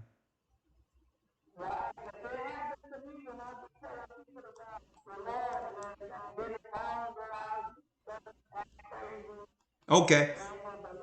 Well, I'm going to do this with you from I'm using the computer volume because I'm going to as long as you get this, I don't care, okay? All right, I need you to read Timothy the first chapter. The fourth chapter in the first verse. The fourth chapter. Yeah, read that.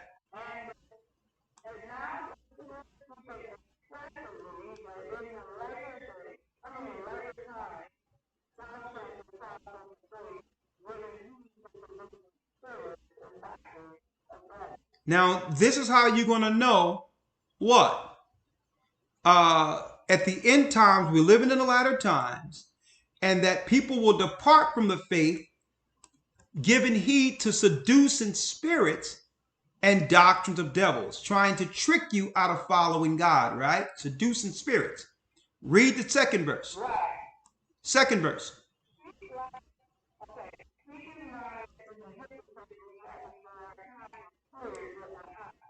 Now, here are the things that the Bible is expressing is what? Seducing spirits and doctrines of devils. This is where your pastor is going to take you to tell you it's okay to eat anything. But we're going to give it clear. We're going to make it clear. Read the third verse.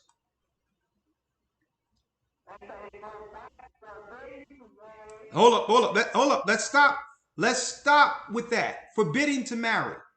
What religion has it where you can't be a priest unless you decide to be single? The Catholic Church. The Catholic Church tell their pastors, their preachers, their cardinals and bishops that they can't marry if they're going to join the priesthood. That's a doctrine of devils, right? If someone tell you you can't marry, that's a doctrine of devils, right? Read on. And commanding.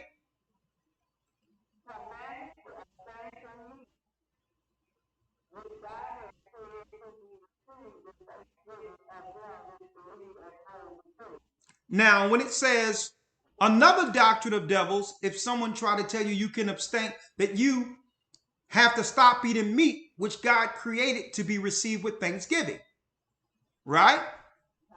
So preachers will go here and say, if someone try to stop you from eating pork, that's a seducing spirit. They'll tell you that. But did God give man pork, shrimp, crab, or lobster to be received with thanksgiving? Yes or no? Because he said that he gave you the clean animals to eat. Those are the animals that can be received with prayer, not unclean food. See that? Now I'm going there because this is where your preacher will tell you that it's okay to eat swine when God never gave you swine to be ate with thanksgiving. You can't pray over what God said is unclean. See that? Now read the fourth verse.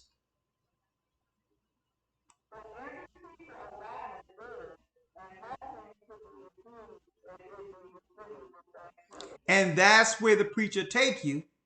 But what he ignores is that the food that the Most High gave us in the Old Testament to be received with thanksgiving are clean animals. Right? So when it says every creature, it's not speaking of any animal walking around, or you'll be like those in Asia who will go skin a cat or dog sometimes. Or you can have people eating monkeys. So it's no every creature. It's speaking of what you focus on, what God gave man to eat or to be received with thanksgiving. Where do you go to find out the animals the Most High gave us to be received with thanksgiving? You go to Leviticus, the 11th chapter, and look at, and you're able to consume the clean animals. Easy? And guess what? There's so many good things you can eat out of clean animals. You don't need the unclean animals anyway. Okay? So hey, I take the same seasons and all that I used to use for the unclean food, and I use it for the clean food, and it even tastes better. It tastes even better. All right? Well, bless you.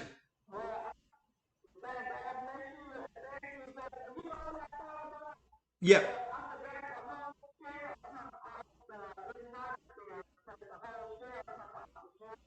The whole shell comes off, including the tail.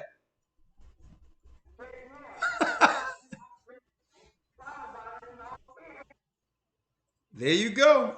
It's one scale. You're right.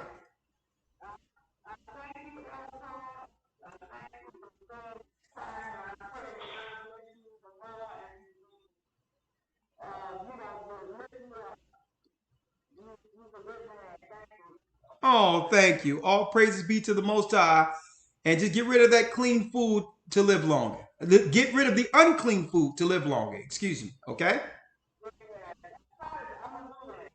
Thank you. Bless you. All right. Hold on. Well, I've never seen that happen before. I have never seen that happen before. Audio just went. Like, man, it's all good. It's all good. Let me move this out of the way. And Sunshine, I'll bring you in. And we'll conclude it with Sunshine. Hey, go ahead, Sunshine. How are you?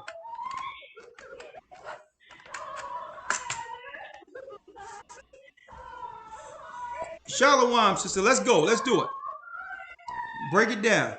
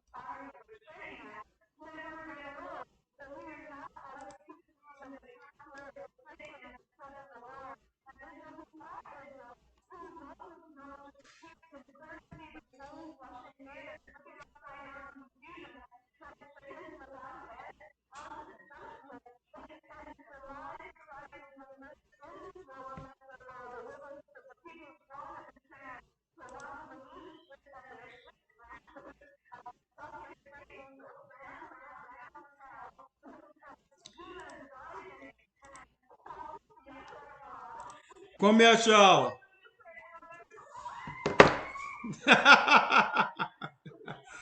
Shalom. You something else, yeah. All right, all right, all right. Kwam Yashala. Bless you, bless you. There it is. There it is. All right. Praise the Most High. Well, that concludes our broadcast for this evening. Of course, the equipment that went haywire. I have no idea. I've never seen anything like this before, but I'm glad we were able to actually get out that last phone call before this particular lesson or this particular broadcast concluded. With that, support the work. Keep in mind that a nation divided against itself cannot stand. And also, when it comes down to it, we must really understand the divisive politics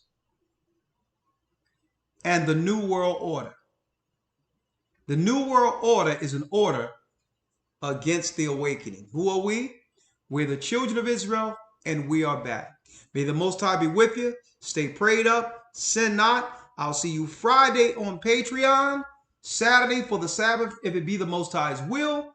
And of course, that's right, week 3 of your Hebrew and Bible Academy, in which we go into the promised seed. Who are the true children of God?